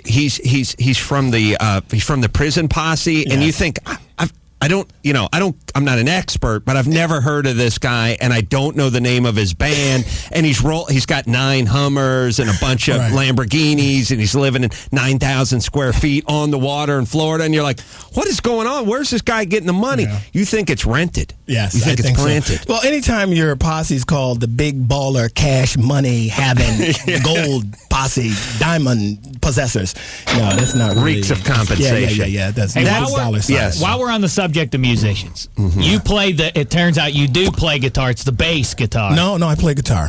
I have several basses, but what I love is guitar. And I moved to the middle of competency and just failed from there on. But you dig the funk, though. I do. What does the bass funk sound like? Keep doing that while Dave talks. Go ahead. Now, Adam Carolla can't stand Prince. Says he's overrated. How say you, Dag? I think that says it all. Prince is a genius. Mm-hmm. He is. That's what we hear. He's fabulous. That's right here. A genius whose songs you don't really like. Well, some of them don't hold up. Little Red Corvette. Come on, 2006. You got what it gets. A lot of other jockeys were there before me. Come on, bride and groom. Come on, let's do it. Yeah, that doesn't hold up a lot, man. Mm-hmm. You know. What about When Doves Cry? Yes, thank you. I love that. See, song. panties still drop when doves cry. Yeah.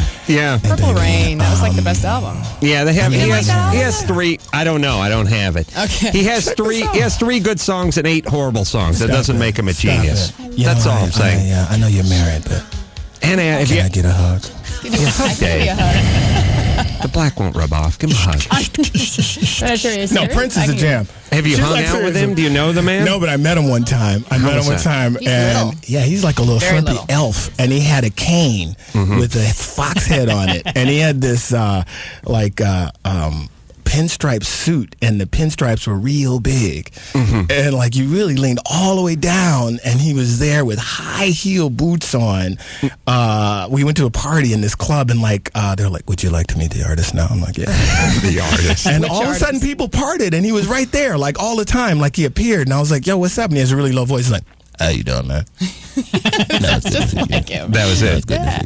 Yeah, but it's a weird dichotomy. But for a guy who's sort of an introvert, for a guy who doesn't seem like he doesn't want to do interviews, to wear like purple fedoras and pinstripe suits everywhere and travel with an entourage, or pants with the ass cut out, it's weird. You know what I mean? Because a lot of folks don't want to talk to other people, do interviews, but they don't wear chaps to the market. Oh, yeah. So you're there's this sort of thing where you're begging for people to look at you, and then when they come up to you, then you get insulted, turn your nose up, and walk the other direction. Oh, I know a story about a very famous club in L.A. where Prince comes in, and he's sitting in the middle of the club, and they rope off an entire section, and he's there with a cane and a lollipop, looking out of the window on the sunset, and just ringed by bodyguards, and just everybody's looking at him, and he doesn't want anyone to talk to him or look at him. He says, "Please, he's an observer." I've had the same exact experience with Prince. I was once in a club, but I mean, he gets like about 50 square feet, and is just surrounded by guards, and no one goes near him. And you're like, terrific you're hanging there with that extra drink on. That's him, dude. That's him. Give me your camera, Prince. Prince! Carolla's trying to get at him to beat the life out of him. Oh, that would be awesome. Genius. The guy doesn't age, though. Yeah, he doesn't. He looks the same. Here's a beautiful, horrible song. Well, when you wear kabuki makeup starting in your 20s, and you think he wears makeup all the time? You're 108 pounds. You're never going to change. He is going to drop. His looks are going to drop in one day. He's going to wake up with all the front gone. I don't think he's had any work done. Ooh, you like him, do you? I do. I hear Prince when he touches things, he can heal cancer. I really think so. Do you like this song? I do. All right, let's just listen to it for a second. Tell me if it holds up. You remember it from high school. Yeah. Right? And you liked it because you associate it with your first boyfriend. Yeah. It's just funny. You listen to it because it just reminds you of a good time. Yeah, that's right. Like on top of his game. Right. Shakey's. Nothing new. Shakey's, the pizza parlor, reminds me of a birthday party when I was 9. I don't go there as an adult to eat because the food sucks. It's a nostalgia thing. He's very sexy. All right, would you ever, under any condition, go home and listen to this? Yeah, I'm raising my hand. You would. Am I You the would. only one? When you get on the exercise bike, you're like, crank it up. Yeah. Well, I've got it on my iPod, so I shouldn't admit that. But All right. And it doesn't bother you that he's always singing about what it's going to take to get with him, singing to the ladies or heading over to Erotic City. I don't really ever pay attention to the lyrics. You know? I don't know. I just like to. No, I like. It's like that. See, I can't He was pull that good off. then. All right. We need to take ourselves a can't pull break. that. David Allen Grier. Listen, I brought a friend. I don't know. He doesn't really. Speaking of Prince, this guy was hard to get, and I'll let you take it from there because I don't want to run the show. But he brought a friend in, Prince of Darkness. Hello, ding dong. Oh, you brought Satan in, didn't you? I did, and he's hard to get. All right. Well, David Allen Greer's here. Stacy Galandi also here from Inside Edition doing the news today. Take a quick break. We'll come back. We'll hear from the Prince of Darkness. Wow. After this. The devil went down to Georgia. He was looking for a soul to Say what you will about Prince, but he sure can play the fiddle. Sounds different, too. I like this sound. Little down home. Yeah, I may have been wrong about Prince. This is a little departure from his work. Speaking of Prince, Prince of Darkness is in here. Yeah.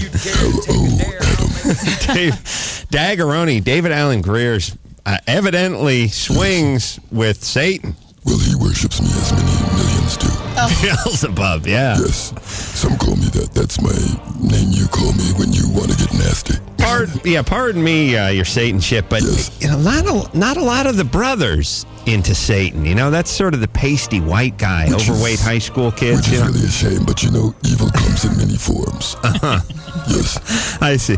And how long have you known Dag? Well, most of his life. I've known his soul much longer. Oh, really? That's funny. So you guys, essentially how he got the gig, the In Living Color gig, right? I think we all know. Yeah, because the rest of the cast is very talented. I was always like, how did this guy get the gig? Oh, my gosh. What in bad taste, which really makes me happy. Well, funny Satan says, oh, my God. Oh, well, I'm a little out of sorts today. I ate the soul of a young child before I came in. Yes. I know how that is. Yes. You devour the soul of a young child and you just keep belching it off all day. Absolutely. I've really not been very busy pulling the wings off of butterflies. I like to thump the little bird nests till the chicks fall off and hit the sidewalk. Just fun things for me. That's a good time. Stuff that would horrify other people. It's a good. That's a walk in the park for you. Yes, I watch reruns of The Addams Family. You know, I like that show. I gotta say this, your Satanship. We're having the twins, and the due date for the twins. Now we're going C-section. The due date for the twins 666. No way. 666 is the due date. Yeah, and now I'm getting.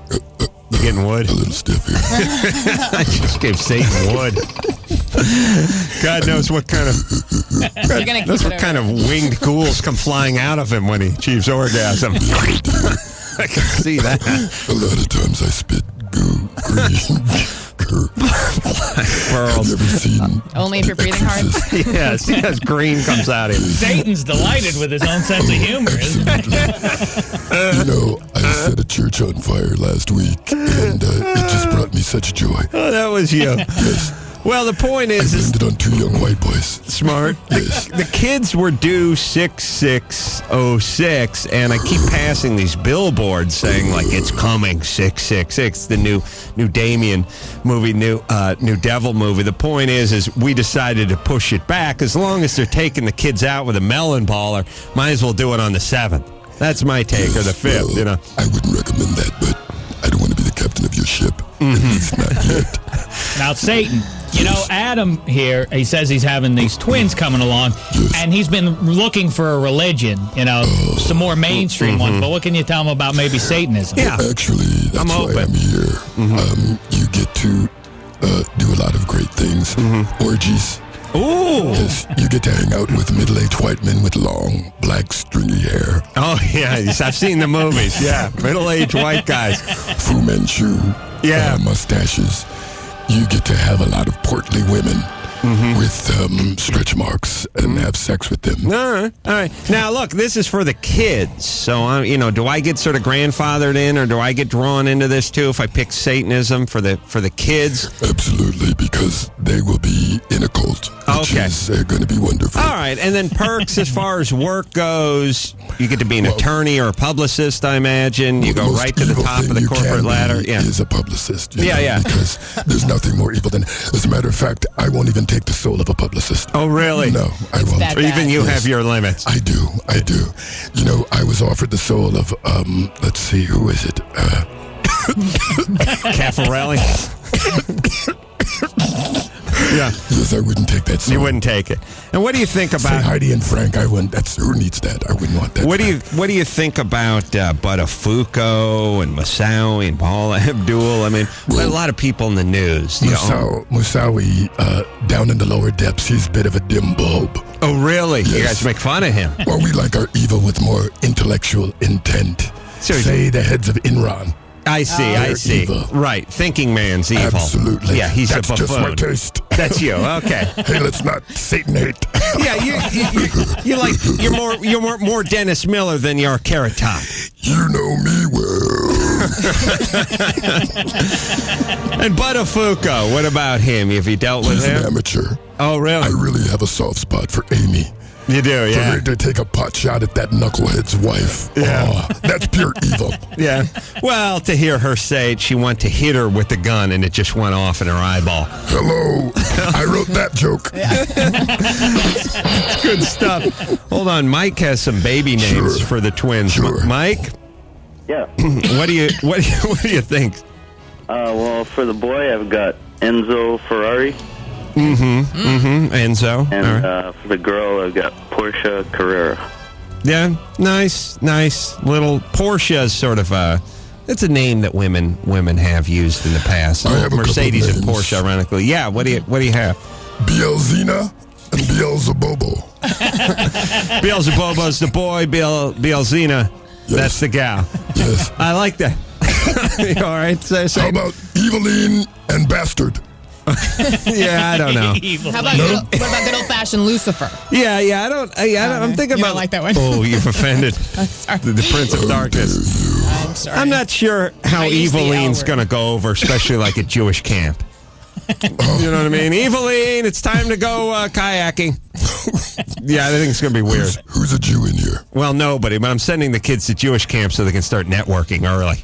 Boy. Smart, right? You even outthought me. Wow. Talk about a pat on the back. I thought the great one. Why don't you come over? I want to start a war later today. Okay, I can advise you. We need to take ourselves a little break. All right. Your Lordship. We're going to play Hobo Power. We're going to do a little something called Hobo Power when we Have you come back. smelled my breath? Yeah, I can smell it from Just here. kidding. Yeah, it's bad. Talk about darkness. It's tough. But seriously, folks. Yeah, you got to brush your tongue every once in a while, Satan, not just Both the of teeth. them. Oh, that's true. Yeah. That's right. Now I'm interested. Right. He cracks himself up. He really does. The Yeah. jovial Satan. Yeah, the split forked tongue. Yeah, here's the thing. We have units of measurement for everything. We have kilowatts. We have horsepower. We have knots, nautical miles. We have every kind of measurement there is. No measurement for stink. I came up with hobo power. That's how we tell how funky something is. No longer did the guy reek. He was 23. Hobo power. And again, 50 hobo power is a cat that's been fed nothing but blue cheese, defecating on a white-hot hibachi. That's 50. That's nice. That's you like that, Satan. All right, so we're going to take a break. We'll play a spirited round of hobo power. You call, give us your story of stink. I will sign in a number. Maybe Satan will help out with that. I'd be evil too. Yeah. That's good stuff, Satan. Very proud of himself. Silently, Look at him. please, He's yeah. preening over there.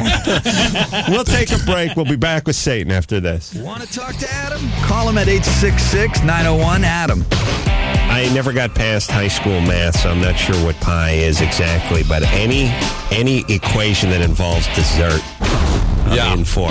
Adam, my friends, will never run out of opinions. This is the Adam Carolla Show. Hobo power is a unit of stink measurement. You tell me the story, I'll assign a number. 100 is hypothetical. No man has ever smelled that and lived. And 50 is a cat that's been fed nothing but blue cheese defecating on a white, hot hibachi. Down in Central America, they called in a napalm strike. Uh-oh. So first off, you're starting with a steaming jungle. Then you're adding napalm to it. You're cooking everything that's in that jungle that's been rotting for the last 1,000 years, plus 30 or 35 bodies. I'm going to go ahead and give that a... mid-60s. Oh, wow. I actually beat the plume of cat feces off the... Wow. That's how you know. Well, there's poo on a heater, burning hair. Guy died on the toilet. I got one. What happened to Satan, by the way? He's being evil in the hallway. Hold on. Satan, get in here. When I'm ready. Oh, wow. He just appeared. He doesn't dance for any man. He doesn't, no. It is cool. I can walk through the wall. And I play the fiddle for my own evil turns. Devil does play the fiddle. You know, you don't see him playing a banjo. That's too happy an instrument for the devil. Go well when he went to Georgia. Yeah. What's that? Sorry. What's more evil than that? The mouth harp. Yeah, he doesn't play that hollowed out fish. Tambourine. Can you imagine how gay Satan would be with that tambourine? Putting his sharp tail through it when he smacked it on his ass. How about a cowbell? Cowbell, Well, that's just evil. Yeah. Hold on. My friend David wants to say something. All right.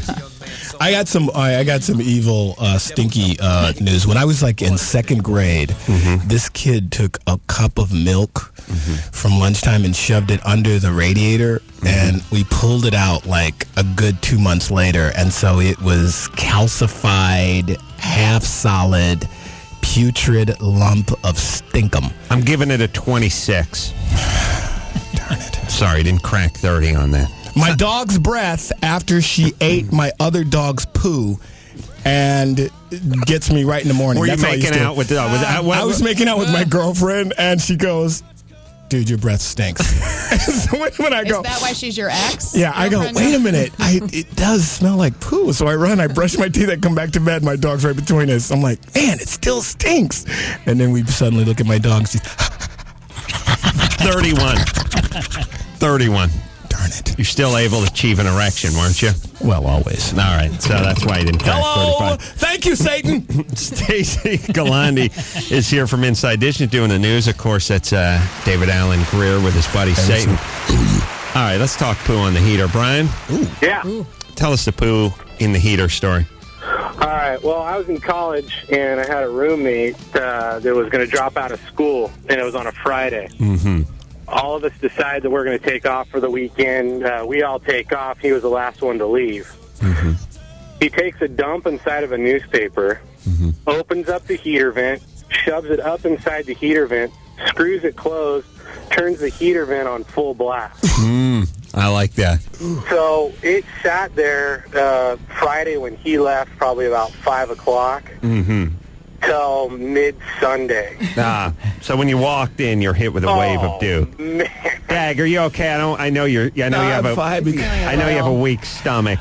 Well, I'm pretty cool. I know. You guys go ahead. No, I know when people talk about defecating and putting in the heating ducts that's something that you can't tolerate. Jeez, So if you just if you want to take the headphones off and not listen to some of this stuff, because it does get pretty disgusting.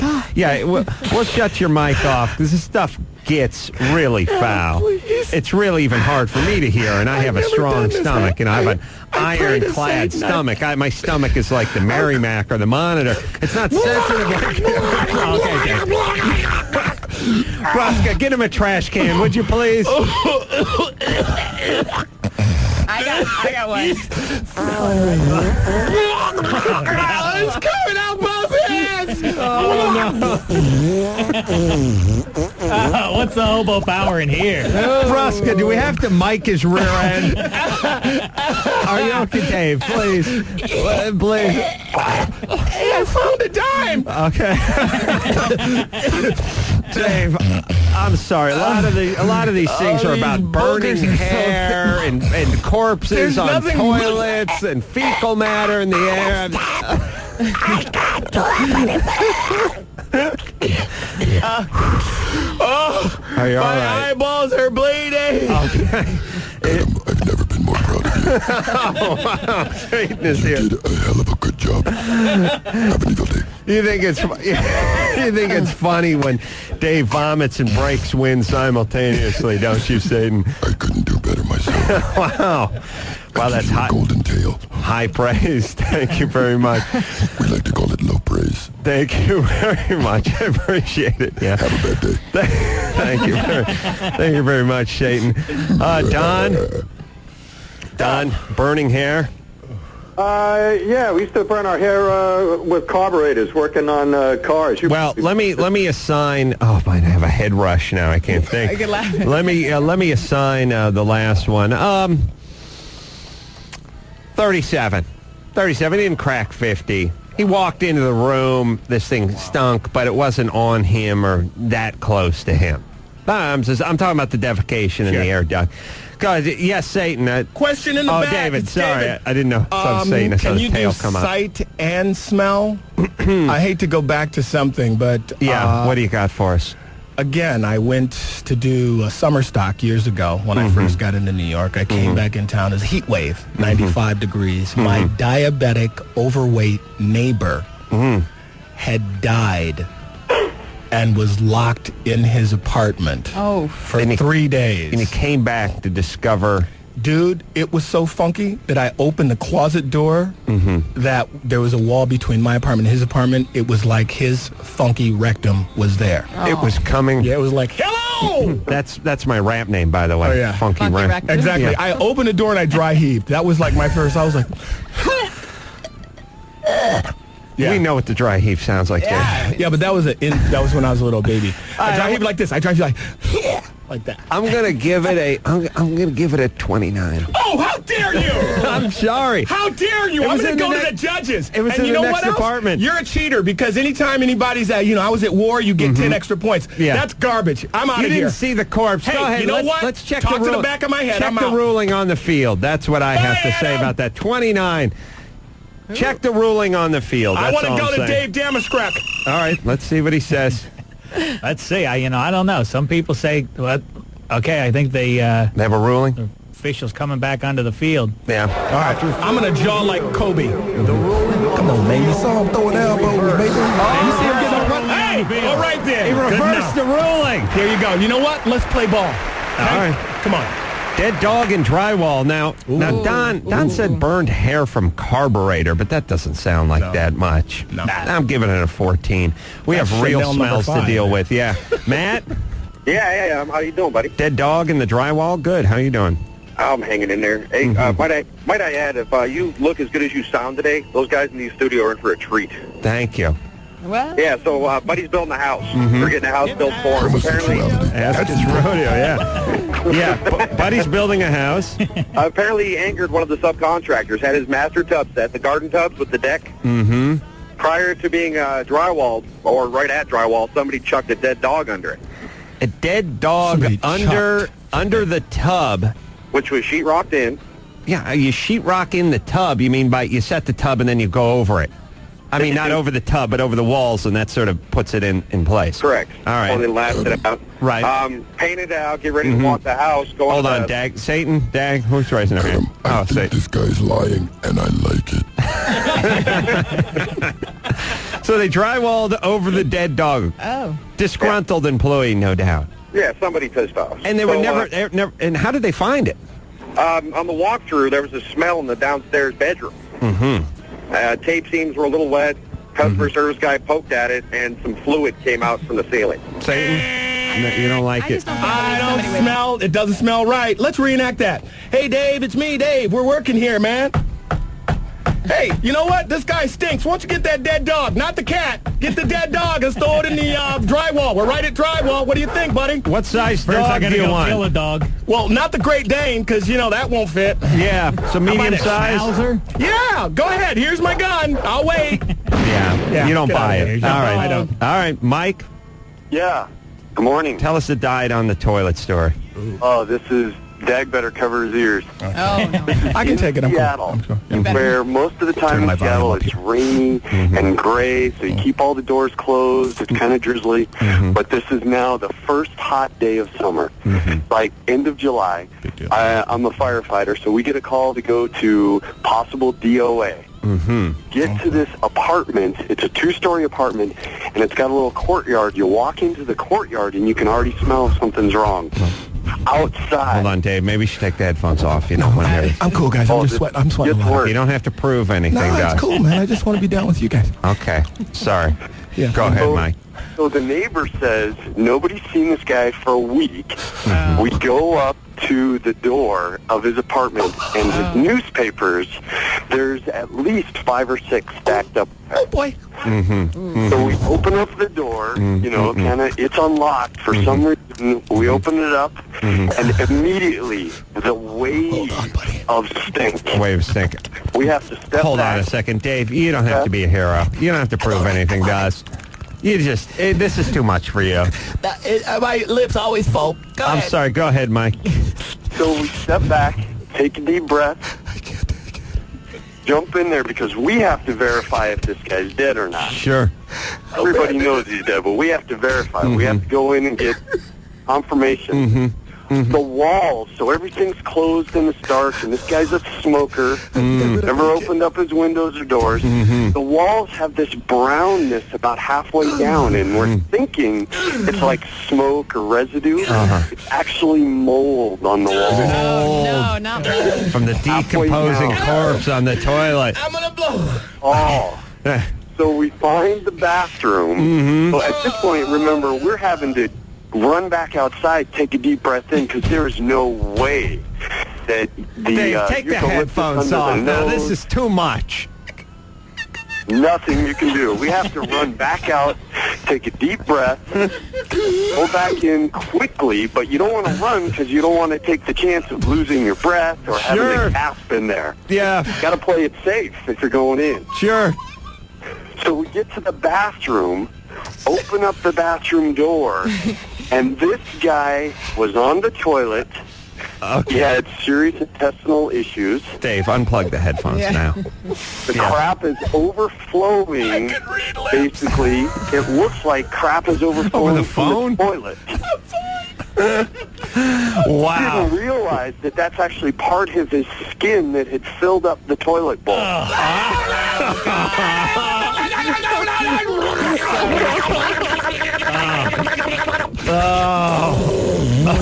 So this guy was on the toilet, taking his last constitution, had gone into a bit of rigor mortis, falling forward and to the left. He fell up against the edge of the tub. So now his body, which has been there for a week, is now in two 90-degree angled shapes. His skull is formed to the side of the tub. This is not a bogus call. I promise you. I'm choking myself out there. Insult Lord Carolla with the I know. I believe it. I believe it. And then Dave having to have sex with him. I think that's all right. Listen, I can barely take it anymore, Mike. Oh, man. Ooh. Made it. What is our highest score thus far? 37 was that? No, Yeah, but the highest ever I think was low 80s. Low 80s. I gotta put this one up at the top. That's exploding Did he say what it actually smelled like, though? Oh, a typical girl. Listen, I feel bad for David, and again, Brusca, you miking David's rear end. I just don't. I know. I just don't understand that. You don't do that for any other guest. The stomach mic. Yeah, when Tori Spelling came in here, you didn't mic her rear end. All right, I'm going to give that 91. We're into the 90s. Into the 90s. 91. The fact that the toilet was filled with what he thought was fecal matter turned out to be him. Skin. Yeah. And at that point, again, I torched the place. I don't get a body bag. I don't collect the guy up. I just, you know what I do? Throw the cigarette in slow motion. When you throw a cigarette in slow motion, it means a fire's going to start. If you just throw a cigarette in fast motion, no problem. Keep walking. Slow motion, fire. I do a slow motion cigarette toss onto the carpet and torch the place. Satan? I threw a dinner party. Wow. Right in the bathroom. Wow. Call me evil, but that's what I like. I take a picture and call it my Halloween card. Dag, Satan? Yes. Dag? Yes. Satan? Yes. Satan? Yes. Dag? Yes. Satan? Yes. Dag? Yes. Yes. Okay. Hang on. You're speaking in tongues now, Dag. Oh, God. Satan's speaking through your voice now. Hang out. Can you hang out with us? Because we got the deaf frat guys coming in here. Yeah, man. Yeah, he's going to come in. He's looking for a gig here. He's done some financial reports, some news and weather and stuff like that. Really? He's going to do a restaurant review. Really? How does he smell? You know what? I can't hear you. Did I just say that? You know what I'm saying? That's right, guy. I said, did I just hear you? I can't hear you, man. Put Satan on. He's funnier. Satan's going to be at Igby's this weekend, by the way. Why did the publicist cross the road? I don't know. She was paid to. Yeah. All right. Enjoy your headline. Okay. Oh, you're not even headline, just middling. Well, I'm just starting off. Okay. We'll take a quick break. We'll be back with Satan, David Allen, Grier, How about the Flickers? and Deaf Rat Guy after this.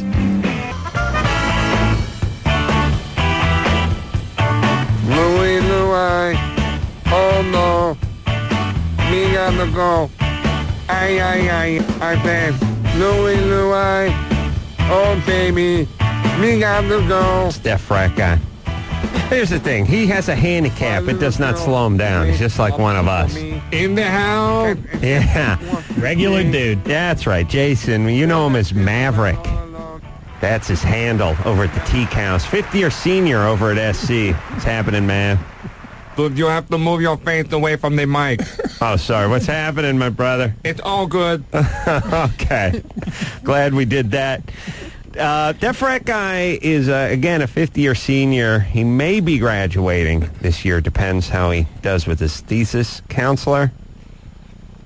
My counselor's a really cool dude. Mm-hmm. He says if I apply myself, I have a pretty good chance to graduate. Okay. So you may graduate this year, and you're looking for a gig. Dude, I've been doing this for a while. Mm-hmm. I know. I know you're kind of... You shot a little attitude toward Brusca when you came in here last time. You had to get up early. You didn't like waiting out in the hallway. It's just the guys in the house really think I'm being taken advantage of. Well, I'm just saying, first off, you're at the bottom of the totem pole. You know what I mean? You're just a half notch up from an intern, and I would think you'd be delighted for this opportunity. He accused Brusco of making empty promises to him. Well, the thing is, he does well, but sometimes he strays off topic. I mean, we have him do the sports or something. He talks about his Friday. Have him do the, Yeah, weather. he did talk a lot about the potato gun when you're trying to give advice out to people last time. He needs to be more focused. Go get your shine box. Adam, I'm going to step outside. Wow. Go home and get your fucking shine Wow, box. this is uncomfortable. All right, look, let's try to press on here. You done some weather. I think you did sports. You did news. You did traffic. Now you're going to do a restaurant review for us. So, by the way, let me just reset. Stacy Galandi's here. She's from Inside Edition. She's doing the news, sitting in for us and doing a great job. This is great. I've never met you before. David Allen Grier and his life partner Satan. Careful, Stacy. I know. I'm scared. Also in studio. Go ahead. I'm sorry, Maverick. You want to do your restaurant review this morning? This week, I went to the Ivy. Mm-hmm. This Beverly Hills institution had my interest piqued. I arrived there on what seemed to be a perfect evening. Moose let me borrow his Hummer, and I had Ashley on my arm. Now, which Ashley? Oh, the one, not the tried out one, the one who is shaved down below. Okay, all right, that one, yeah. I like her. Right. Nice. Yeah. See, Not nice. so you had the Hummer that Moose's dad got him, and then you had Ashley the one shaved down below with you. That's nice. All right. She's really hot. Okay. So what happened? Well, I had 8 or 9 beers in my gut, Uh-huh. but wasn't full. Right. On the contrary, my appetite was only whetted. Uh-huh. I longed for something to fill the hole in my belly. Mm-hmm. Specifically, some hot wings, not medium, not hot, but nuclear. The nuke hot wings. Yeah, I mean, you love hot wings. You had a nice beer buzz going. You and Ashley out on the town. What happened? But when I perused the menu, I realized I was in over my head. Yeah. This place, I realized if I wanted to hang out with Blake Chambers, I would go to the Tridel Formal. Right. Well, Blake Chambers isn't in your frat, though. Dude, screw Blake Chambers. Well, yeah. Well, he's a good-looking guy, does well with the ladies, but he's a tri-delt. You don't need to deal with him. He's not a Tridel. Oh, no, Fiji. Ashley's He's a tri-delt. He's the He's a Rush Fiji. chairman from the I'm Fijis. sorry. He's an arch rival of Yeah, Maverick. that's right. Blake Chambers. Yeah, Blake Chambers is the Rush chairman of the Fiji House. That's right. All right. Sorry. He's being an a-hole, a rich a-hole, when he's not busy poaching our pledges. Right. Oh, he's cherry picking. I see. Now, was he at the Ivy? Was Blake Chambers at the Ivy, or that's the kind of place he would hang out? Hey, bro. Yeah, sorry. It's not Blake Chambers the person. It's that type of person. I see. This is for all the Blake Chamberses. I understand. I Right. go in there, right? Right. I'm driving the Hummer. Right. Sorry. And dude, I didn't think, I'm wearing what I normally wear. Basketball shorts, USC t-shirt. Right. My white hat. Right. And the flip-flops. Right. This is the Ivy, though. This is a trendy bistro. It's upscale. Does that give them the right to make me wait for 20 minutes? Scoot over here now. Yeah. I was tempted Right. to go back to the Hummer and grab Moose's potato gun. Moose has one in the Hummer. Under the front seat. Okay. In case of road rage. So he has one with a potato already chambered, just ready to go. He has one chambered and then a bag under the seat. And they've been there for a while, so they have the little nodes on them. Right. Oh, yeah. But no, that'll cut a man up badly. Yeah, the exit wound on the spuds with the nodes on them. Oh, you don't know. To make a long story short. Right. Too late. Nice one. Hey. I'm just kidding. Sorry. Actually said the crab cakes were plump and crispy. Just the way they should be made. And the spinach linguine with the peppery tomato basil sauce, or even the prime rib dusted with a tender lime marinated tender lime green chicken. So I was pretty wasted. I can't even read my writing. What was the linguine dish, Mav? What was that one? It was spinach linguine with a peppery tomato basil sauce. Wow. I'm getting hungry just hearing this. Yeah. There's even a great burger and kick-ass chicken. Okay. But no wings. No wings. Such emotion. Yeah. I like to have wings to whet the appetite. I got you. All right. So decent food overall, but you didn't need the attitude, and let's get some wings going on that menu. Well, sometimes they say that the experience at a restaurant is really defined by the company you keep. How are things with Ashley? I thought things were going really well. We went back to the house. Partied some more. Can I ask a question? When you say partied some more, what exactly does that mean? Shotgunning or funneling brews. So you funneled some beers with Ashley getting to know her. Yeah. Yeah, Satan likes that. You funneled some beers, and then what happened? Well, I was really full because I got to try all these exotic dishes. Mm-hmm. Mm-hmm. And I didn't think I could do a 6 beer funnel. Right. Oh, no.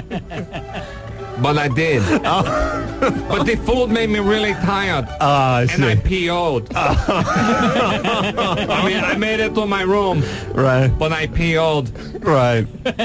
Then I woke up to take a leak. And I heard some moaning. And the creaking of a bed. Why was it Mike P or Moose? And so what happened? What happened? Somebody got with Ashley. I can feel it was like an earthquake. Mm-hmm. I wake up Moose and I'm like, what's going on, bro? Right. And he's like, dude, you don't want to know. Oh no. I wonder what the hobo power on that is. Yeah. Muskrat, what did he tell you? What happened? Poochie was having its way with her. Oh no. My date. But dude, it's totally cool. Poochie, what's up, bro? Oh, really? You're cool. But Poochie can have his pick of any woman in the world. Poochie. With his looks and everything. He has to take Ashley from you? Poochie looked like Derek Jeter. Right. Exactly like him, but he's only about 5'3". Oh, he's a short cheater. But he gets the ladies. Poochie's a really cool dude. Right, but you're into Ashley, and you do a 6-brew funnel, you pass out, and you bros on top of your lady? Poochie does what Poochie does. All right, I understand. He's not going to change. Right. And Poochie's uncle is having a really hard time. Right. Yeah. And I just thought, like, if Poochie needed to get rid of some tension. Right. You're not going to judge. Now, any other guy, you would have gone for the potato gun immediately. Hell yeah. Right, but Poochie, he's a brother. All right. Well, hang in with us, Mav. Like a night made in heaven. Satan, hold on. Hang in with us. Okay. David? Yeah? All right, you're there. Yeah, it's me. Why you keep asking? I'm right here. I never left. Maverick, you're hanging? Hell yeah. Satan? Yeah, man. Dag? Yeah. Mav? Mav? Hell yeah. Okay, you guys are all hanging out with us now. You also dispense a little advice, Mav. We did that last time. I thought it went relatively well. If you have questions or you have problems, dilemmas, call in. Call in now, 866-901-ADAM. Yes, Mav, you'll dispense some advice to the kids. Can I give a shout out? Yeah, sure. Mike F has a big test today. Mm-hmm. Mike, you can nail this, bro. It's all in your head. Put on your game face. You have to nail this test, or you might flunk out. Okay. Well, let's hope that's the win underneath Mike F's wings. All right, we're going to take a break. I know it's finals week, and we appreciate you coming in. Mav, hang out. Satan, hang out. David Allen Grier, hang out. Your questions and advice for Mav or from Mav after this. Trouble at work, trouble at home. He's ready to listen. It's Life Guidance with Maverick, the deaf rat guy. Deaf rat guy in studio, 50-year senior over at SC. Member. What's up, bro? Hopefully going to be his final month of college. 5 years. David Allen Grier in studio also. What's cracking? Deaf rat guy, what's the sound like? Yeah, baby! Uh-oh.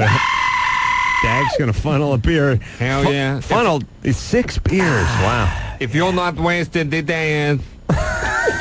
Dude, the bottom line with that restaurant. Mm-hmm. The Ivy. More food, less toad. Yeah. They got to get off their high horse over there. Yeah, I'm with you, brother. I swear to Christ, you were this close to going for that potato gun. Huh? They're lucky, too. Well, it was Satan, yes? You said what? I'm saying, well, as a matter of fact, you two should team up here and dispense it. Going for the potato gun. You said, I swear to what? Oh, I swear to God. Yeah, I'm sorry. Excuse me? I'm sorry, Satan. I know that's an attack. Swear to? Satan. Thank you. Sorry, brother. All right, now, speaking of David Allen Grier. Yeah, man, I'm here. I've been here all the time. Why you keep calling my name? It's not like I'm here, doing two voices. Okay. Quick piece of business. Next Wednesday, this coming Wednesday, actually, I guess is how it works. Less than a week away, we're going to be at the Improv. Christian, our 13-year-old comedian, is going to be performing over there. Now we have David Allen Grier, Jeff Ross, King of the Roast. Dave Attell has been added to the list. Attell! He is one of the funniest dudes on the planet. Very, very funny. Love Dave Attell. Dave Attell's stand-up. Dag, you've been around. Absolutely. You've seen it. I've seen Dave Attell do stand-up. He is arguably the funniest stand-up.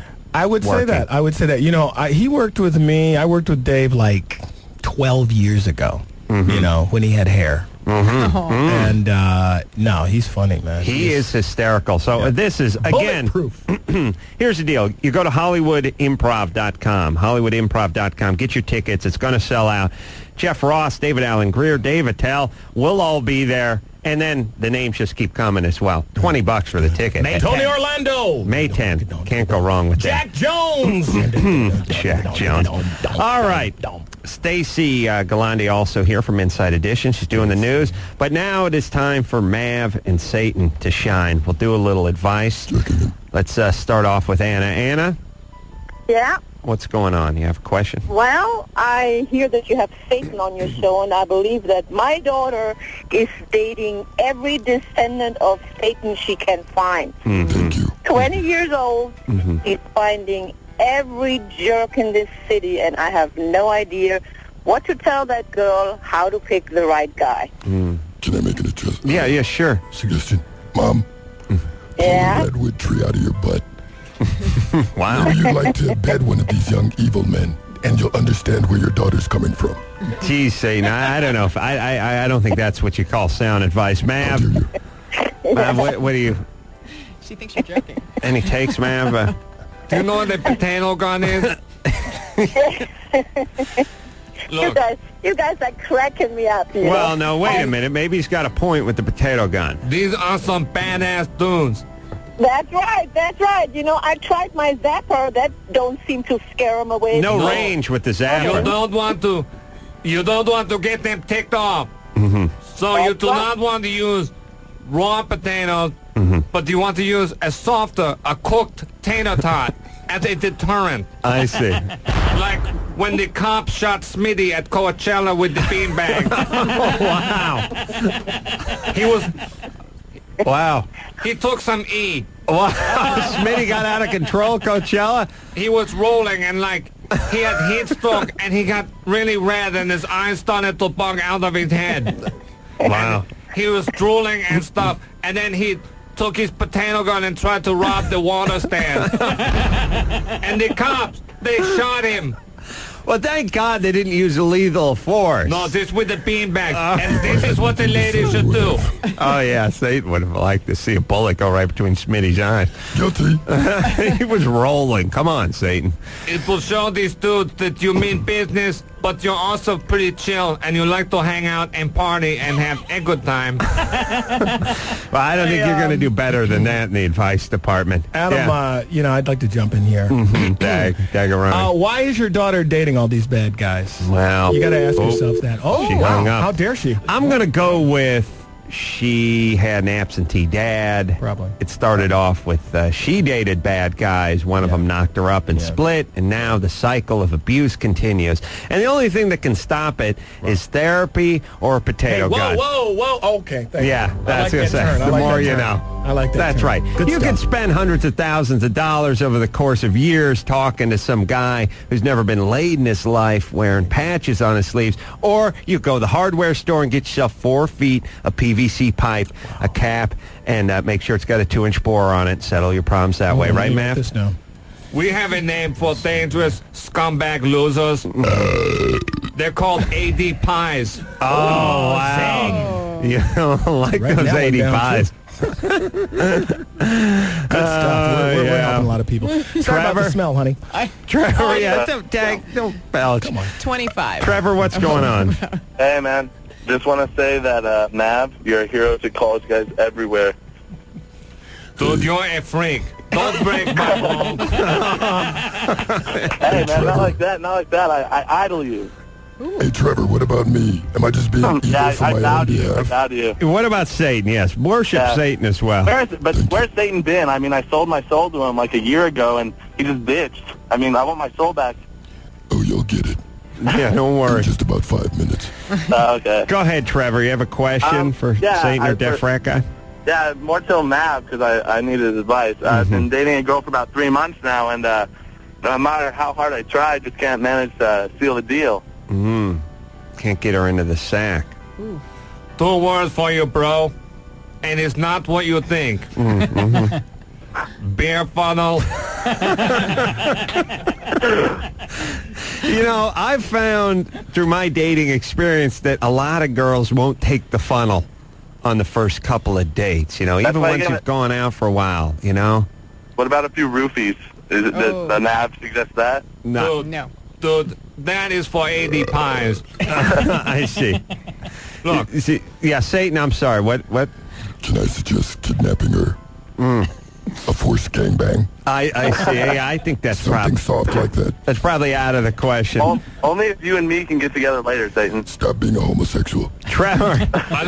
A lot of girls, they need to get out of it before they get into it. Oh, wow. Good stuff. Wow.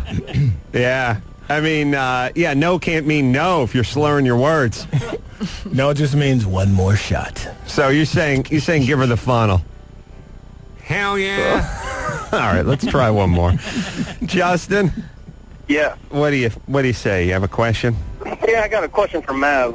My girlfriend's a dance major at Cal State Fullerton. She's a Gamma Phi. And she's just been really sort of being schizo lately, and I think she's messing around, and it's just making me kind of depressed, making me think that I'm not doing something right, you know? So I wonder what Mav, you know, would do in that situation, or maybe even Satan, you know? I need all the help I can get. Yeah, what's her sorority again?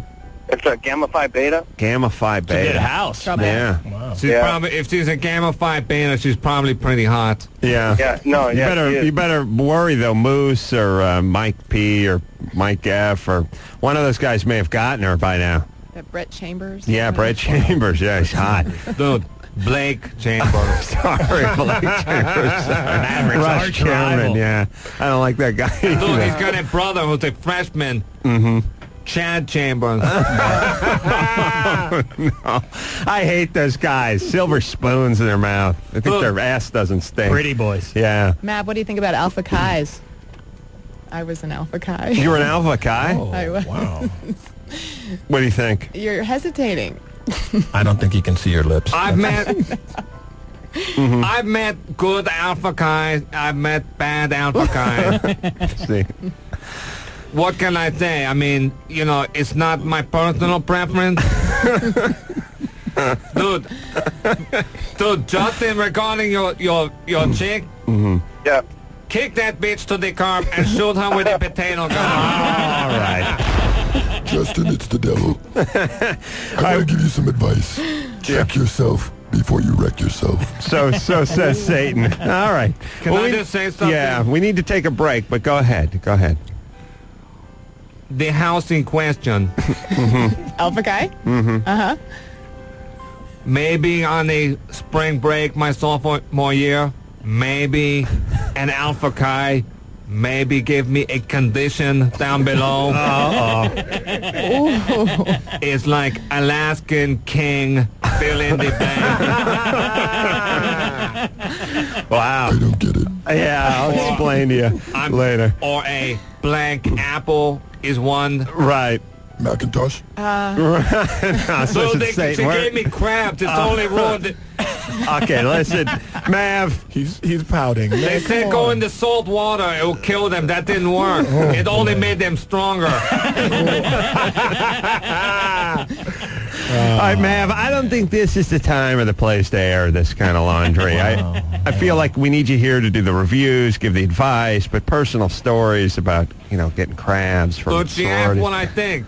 Okay, all right. Don't say the G word, Adam, you know. Yeah, you could have just said fine or something like that. That's all. All right, we need to take a break. Mav, nice job. Thanks, bro. Good job, Mav. Sorry about the crabs. Satan, stellar work as usual. Dag. Yeah? Nice job. Cool, man. Anytime. Tell Satan good job. Hey, Satan, good time. Satan. Yeah, sorry, Satan. Tell Dag he did a nice job. Nice job, Dag. You're brilliant. Thanks Dag. a lot. Okay, yeah, good. No, it's good. Yeah. Satan? Yeah.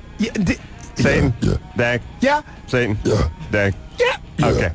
We need to take a break. Nice job. By the way, again. Caught me again. David Allen Grier this Wednesday. Putting it down. HollywoodImprov.com. And You want to now, give him a taste? David Tell. Now I'm excited. You know what? You know, when you eat the cheese noodles, man, what do you do with the orange dust? Get on your fingers. You know?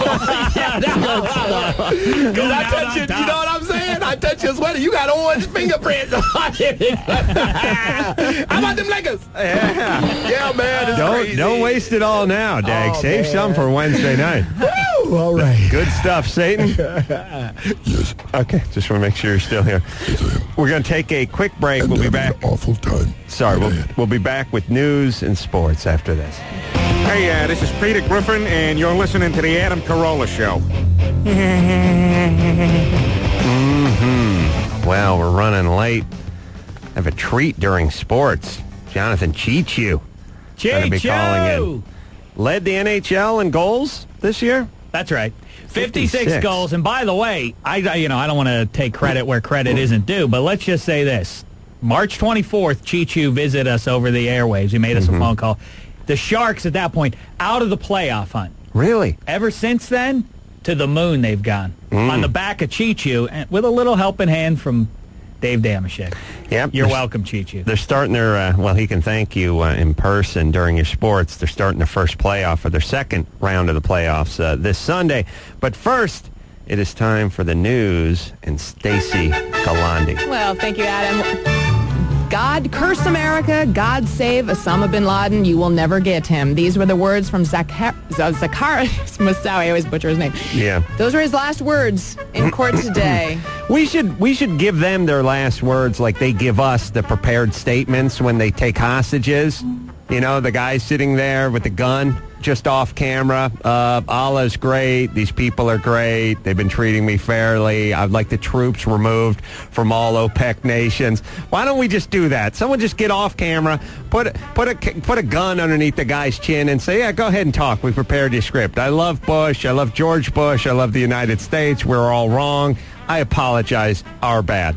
Just get it out It'd there. be nice instead of die white infidel. Well, the judge obviously in this case said you will die with a whimper, wanting to have the last word on this story. And now he's off to jail. But the guy's a raving lunatic. Do we have to give him his peace? Oh, yeah, before we cart you off for the rest of your natural born life and put you in lockdown for 23 hours out of the day, go ahead and say your piece. Get it off your chest, insane terrorist. Just lock him up. Please, I feel sorry for the families who have to sit there and listen to this guy ramble on. They definitely had to sit there and listen, but with everything the judge tried, still couldn't get him to stop flashing the victory sign. But even Bush had Bush has even weighed in on Bush, he spared his life, which is something that he evidently wasn't willing to do for innocent American citizens. So now he's off to Colorado. I think we feel sorry for those. That's the other thing, too. I don't like when I hear about San Quentin being on some of the nicest real estate in the United States, you know, San Francisco, right over the Golden Gate Bridge. If San Quentin wasn't on that real estate, it'd be the most expensive real estate in the world. I don't like the idea that there's prisons there. I don't like prisons being in Colorado. I don't like it where the air is clean. We're over here sucking in airborne particle matters and dying of lung cancer, and he's over there in Colorado. All prisons should be on landfills in Jersey. Is right, that's what I'm saying, yes. Places where seagulls buzz around. Yeah, that's what I want. Alcatraz, that would be a fortune to live out there, too. Well, if it makes you feel any better, he'll be in jail or in prison 23 hours Just don't have it in Colorado. Have the air pumped in from Compton or south side of Chicago. We have more of the Moussaoui tape. Everyone knows he cooked his goose a few weeks ago when he got on the air and just got up in trial and started talking about flying a fifth plane in the White House. There's more. And like I said, if you're an American, you should be outraged by what he had to say. I wish to go to the Great Salt Lake, distill the water, and use it to rim the glasses of millions of urine margaritas. No. I wish to go to the grave of Harry S. Truman, and after the S of his middle name, I would carve in H-I-T. Get it? I would dig up the corpses of Norman Rockwell and Ronald Reagan and replace their hands with knives and axes. insert mortars into their guts, and make them perform battle bots. Okay, you know what? Thank God we got this madman when we did, before he was able to realize these horribly dark He's dreams. a terrible guy, but he is very imaginative. I'll give him an A for that, but he's a horrible man, and I've heard enough. We've all, yes. Yeah. We'll say goodbye to Musawi, but hey, Yeah. now could Anna Nicole... Wait a minute. Is I there wanted to go to Grace. more? Find the television Elvis shot a hole in it, and make sweet love to it. Oh, I wish to make Jennifer Beals reenact her scene from Flashdance. Except instead of water, the bucket would be full of my vomit. Oh. I would steal 2 wooden planks from the original Mayflower and use them to stage the crucifixion on the front lawn of Jewish-American baseball player Sandy Koufax. That's enough. The greatest Jewish American ball player of all time. And you're going to steal planks from the Mayflower and have a We'll be glad to hear this. crucifixion on his front lawn. Thank God this guy's going where no one will ever find him again. Good riddance. Go ahead. I'm sorry. No problem. You know, could Anna Nicole Smith be pregnant? Who's the daddy? According to New York Daily News, the buxom blonde is 4 months pregnant. Clarence Thomas. It's got to be one of those. Scalia? I wouldn't call her white trash, but I think she's going to give birth to a cider jug. I really do. Just one of those ceramic jugs. Is Not a four. ceramic jug, yeah. 4 X's. She's that white trash. She's actually going to be 4 X's on her cider jug. Now, talk about May, December romances. A What do we got? 33-year-old Malaysian man just married a 104-year-old woman. This is his first marriage. This is her 21st. Oh, really? Yes. Wow. Wonder if he was a virgin. To be fair to him, she looks like 85. No, she's just going to kick off, and he's going to get her money or cats or whatever the hell she leaves behind. I don't know. I guess they'll be happy. I guess, like I said, someone for everyone. That's right. What's the appeal, though, for him? Well, like I said, if she's well-to-do, and there's certain people want to say they're married but not actually deal with it, like people that marry people that are in prison. Those are people that want to be married but don't want to deal with marriage. You don't have to live with anybody. You don't have to deal with their crap hanging up in the bathroom. It's actually, come to think about it, marrying someone in prison. All right, keep going. Well, that is the news. I'm Stacey Galandi, and it's all free. It's time for Dave Damashek's number 1 sports. Number 1 sports. Do it, Dave. I am going to be extra fast, not because Brusca wants me to be, because shame the devil if I were to keep Jonathan Cheechoo waiting one moment longer than he has to. Now, quickly, NBA playoffs tonight at the Staples Center. 7:30, Kobe and his pals with a shot to clinch their first-round series against the Suns. If they win it, of course, they get to play the Clippers. That'll be great. This is probably their best chance tonight to do it because Raja Bell, the Suns guard, who's been tackling and slapping Kobe around for the first 5 games, has been suspended. So hopefully the Lakers can get it done tonight for anybody who wants to see the Lakers and Clippers square off. That'll be big fun if that happens. Now, national pastime quickly. Padres beat the Dodgers in Chavez Ravine. The Bums are swooning. 4 games under 500 now. Arizona Snakes over the Cubbies. Giants over the Milwaukee Beer Makers. The best thing in that game, or should I say before that game, was in batting practice, Barry the Creep Bonds took one off the noggin. He got clonked in the head by the ghost of the Babe. He doesn't want him to break his record. Off of a batting practice bat, clonked him. By the way, his head is the size of a Winnebago. Yes. It's hard to miss. Almost any foul ball's going to hit him, even when he's not at the park. He could be sitting in his living room reading the paper. Foul ball hits him in the head. A fine point. Now, Thank you. Junior circuit. Halos dumped by the Tigers. Tribe whipped the A's. Mariners lost on the south side of Chicago. Now, we talk a lot about, or I should say, I guess I talk a lot about the best names in sports. I love the names in sports, you know. You got from baseball, you got one of the best ones was Bake McBride. I always was fond of Ed Head, Urban Shocker. Ed Ott was a good one. Yeah. You know, in football now we have on the Jets, now we have DeBrickashaw Ferguson. Yeah, that's good. That's an awesome Emerson Boozer Yeah, was that always was a a nice strong one, too. football name. You're right. Mookie Blaylock and Solid. Mookie Wilson. Yeah. But really, the best place for names in professional sports, the NHL. Consider, you've had Zarly Zalapski, Yeah. You have Reijo Ruotsalainen, the Ranger great. Nicky Fotiu. Fotiu! I could go on and on. Right up there, Anaheim Ducks. Teemu Selanne scored the game winner last night to put the Ducks into the second round of the playoffs. But, of course, the best name in all of sports. Cheechoo! Listen, everyone's singing his praises. He's a 50-goal scorer this year. I think we all... Here we go, 5 on 3. Matt Carl to Tom Price. 56 goals, yeah. Fires, saved by Lemieux. Rebound. Jonathan Cheechoo scores! And he becomes the first San Jose Sharks player in team history to score 50 goals in a year. Listen, everybody's singing his name. Listen. Oh, it's a song. Yeah. Oh, wow. Song I didn't know came out about know. it. Cheechoo. Cheechoo. Jonathan Cheechoo. I hadn't heard this on the radio yet. Cheechoo. Jonathan Cheechoo. Let's go to him now. All right, he's on the phone. Cheechoo, what's happening? Not too much. How's it going? Hey, muzzle tov on getting to the second round of the playoffs. Sharks are going to start playing the Edmonton Oilers in round 2 on Sunday. What's happening, Cheechoo? Oh, not much. Just trying to enjoy my downtime before we have to get back into the next series. We have your whistles, by the way, Jonathan, the Cheechoo train whistle. Now, what must that be like when 17,000 people are doing that to you after a goal? It's pretty cool. Gets pretty loud. Now, I guess your teammates and everyone in the San Jose area is buzzing about Dave Damashek and his #1 sports.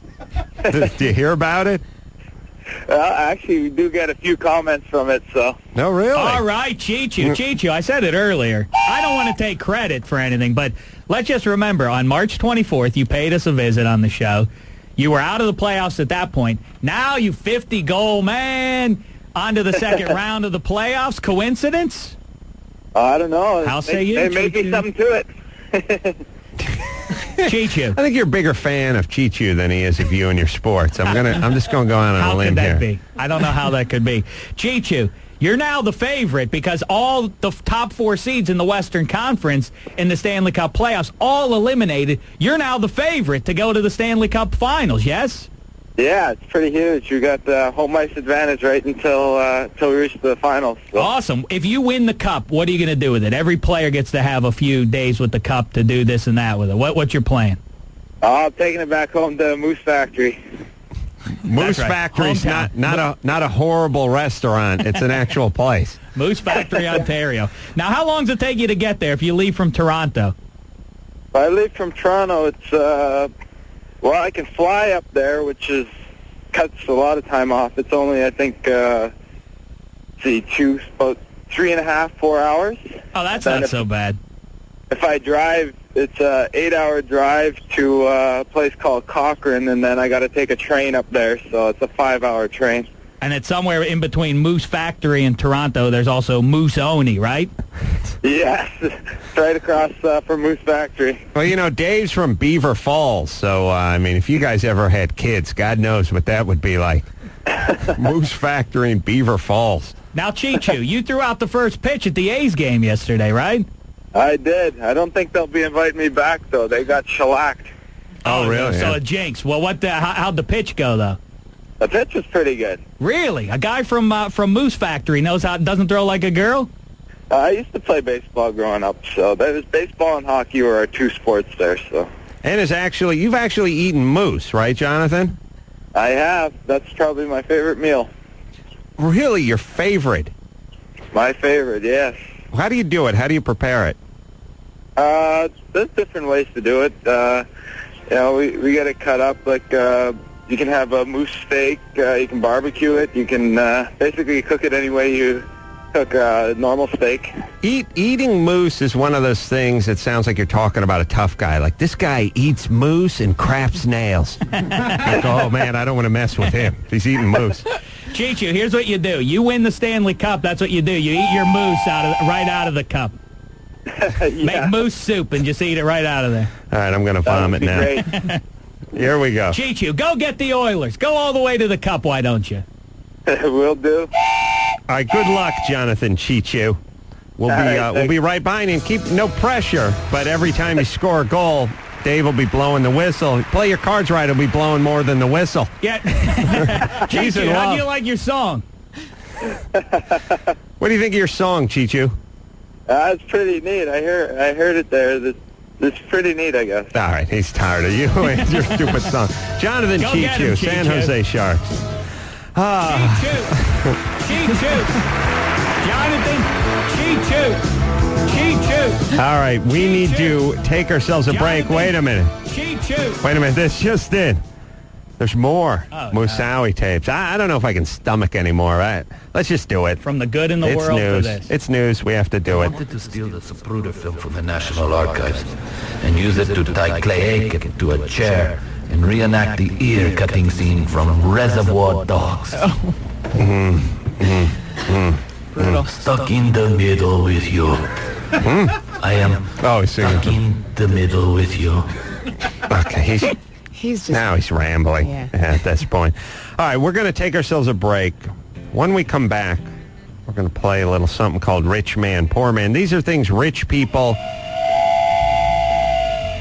and poor people. Stacy, knock it off at the whistle. I'm talking.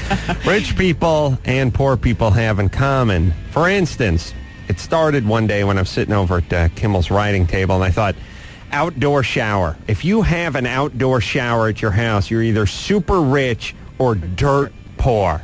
There are many other things. Again, there's the furniture, upholstered furniture outdoors. You're either you have it in the cabana by the pool, or it's the old sofa rotting on the porch. Super rich, super poor. Rich man, poor man. We have a few. Call in with yours. We'll be right back after this. This is C. Thomas Howell, and you're listening to the Adam Carolla Show. Wolverines! My main man, C. Oh, if there's only a whistle to blow for C. Thomas Howell, you'd be blowing it all day long. All right, Stacy Galandi here, Dave Damashek there. Rich man, poor man. These are things that rich people and poor people share. Middle class doesn't. For instance, being driven to the airport. Rich guy chauffeured to the airport. Poor guy has the in-laws or somebody drop him off. Middle class drives themselves, parks the car, hops the shuttle. Things like that. More in common than you'd think. One of my favorite from last time was no wallet. Rich guy has the money clip, sterling silver with the initials in it. Poor guy has the balls of singles wadded up and put in the sweatpants. But either way, no wallet. Here's a good one, I think, from Joel. Joel? Yo. Rich man, poor man. Here we go. All right, here's the thing. After you take a number 2, you choose to clean yourself with a spray of water. Poor man's siphoning a hose in someone's backyard. Rich man has a bidet. I'm kind of with you on the ass water, rich man, poor man thing and the bidet. But, yeah, maybe the poor guy just takes a dip in the river or jumps in the above-ground pool over in the neighbor's yard. But, yeah, I like that one.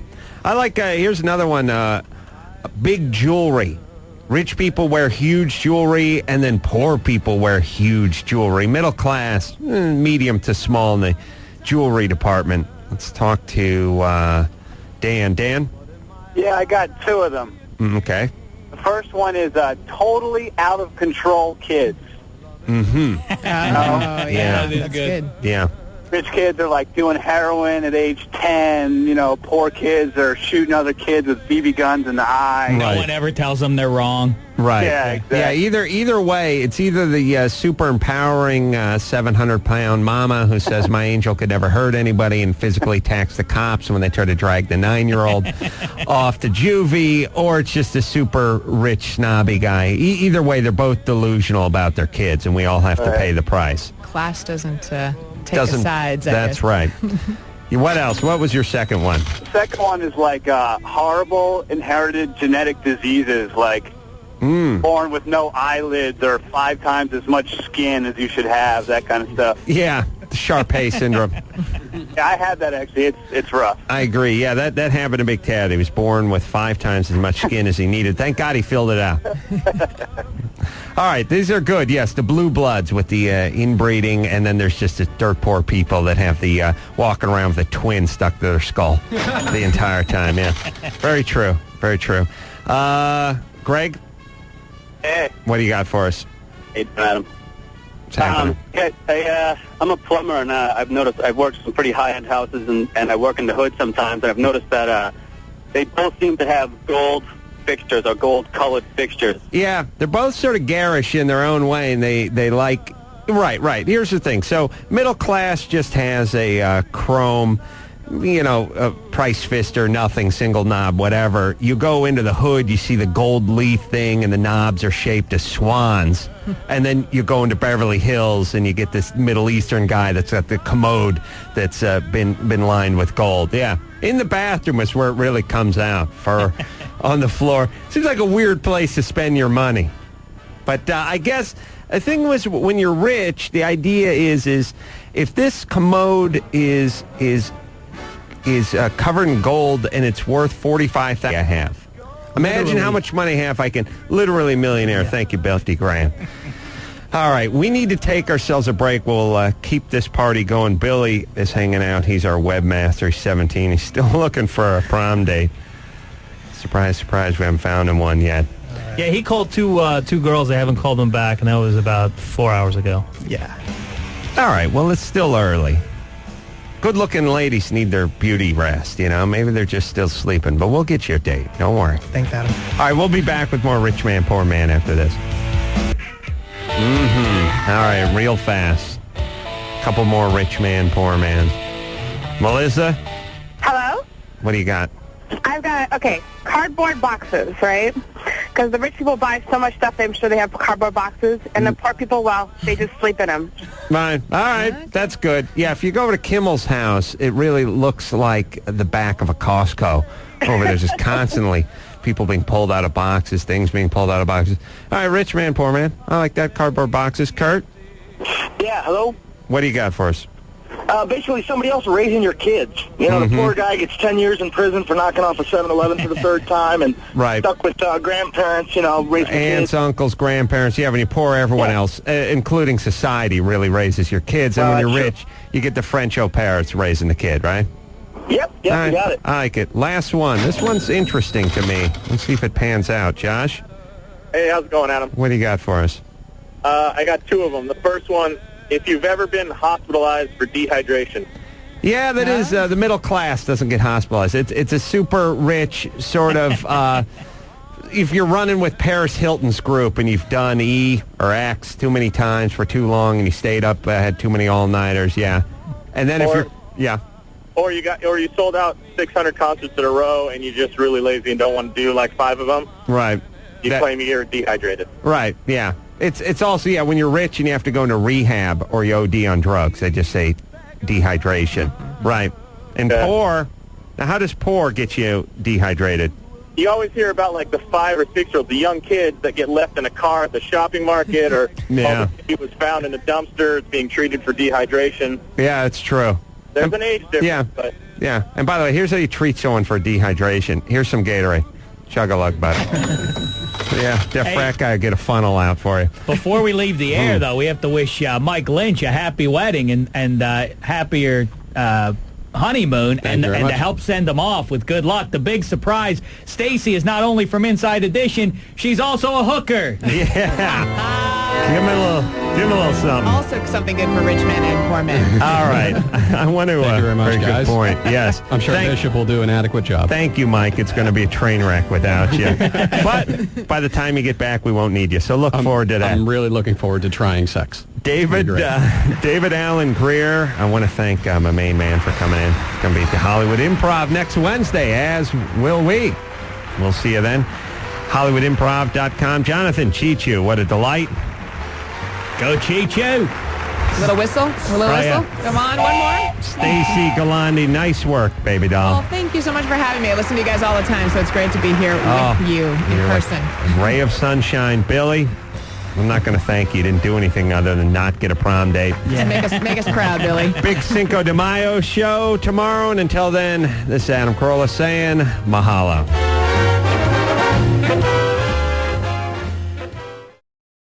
Pro Flowers, everybody. Here's what's going on. This May 14th to be exact, Mother's Day. They got a huge bouquet, 24 assorted Mother's Day roses.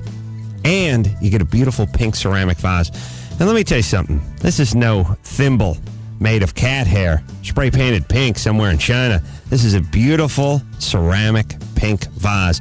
The whole deal. The vase, the box, the flowers. They even give you a little packet. First time I got it, I ate it. I thought it was bouillon. Worst cup of noodles I've ever had. It's a little packet. You tear it open, you dump it into the water, you mix it in, it keeps the roses fresh. That much longer. $39.99. That's a $20 savings. Only if you mention my name. They will tack $20 more on if you do not mention my name, Adam. So here's what you do.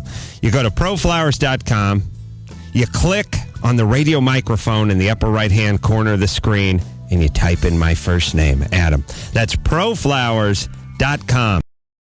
Hey, this is Adam Carolla for E.E. Robbins. You know, I like goofy sports analogies, so dig this. Imagine Sean Alexander decided when he was in college that he wanted to play basketball, baseball, as well as playing football. You think he would have made the pros in any of those sports, including football? Probably not. He realized he had to concentrate on one sport, and now he's an all-pro running back. It's kind of the same thing when it comes to engagement rings. The jewelry stores that sell the watches, the pearls, the rubies, the gold chains, and all that stuff probably aren't going to do engagement rings as well as someone who specializes in just engagement and wedding rings. And that's what E.E. Robbins is all about. Engagement and wedding rings, which is why they have a bigger selection and sell more engagement rings than any other store in the Northwest. So, when you're ready to give her the ring of her dreams, go to the engagement ring specialist, E.E. Robbins, the engagement ring store. Check them out online at eerobbins.com. eerobbins.com. eerobbins.com. eerobbins.com. eerobbins.com. eerobbins.com. eerobbins.com. eerobbins.com.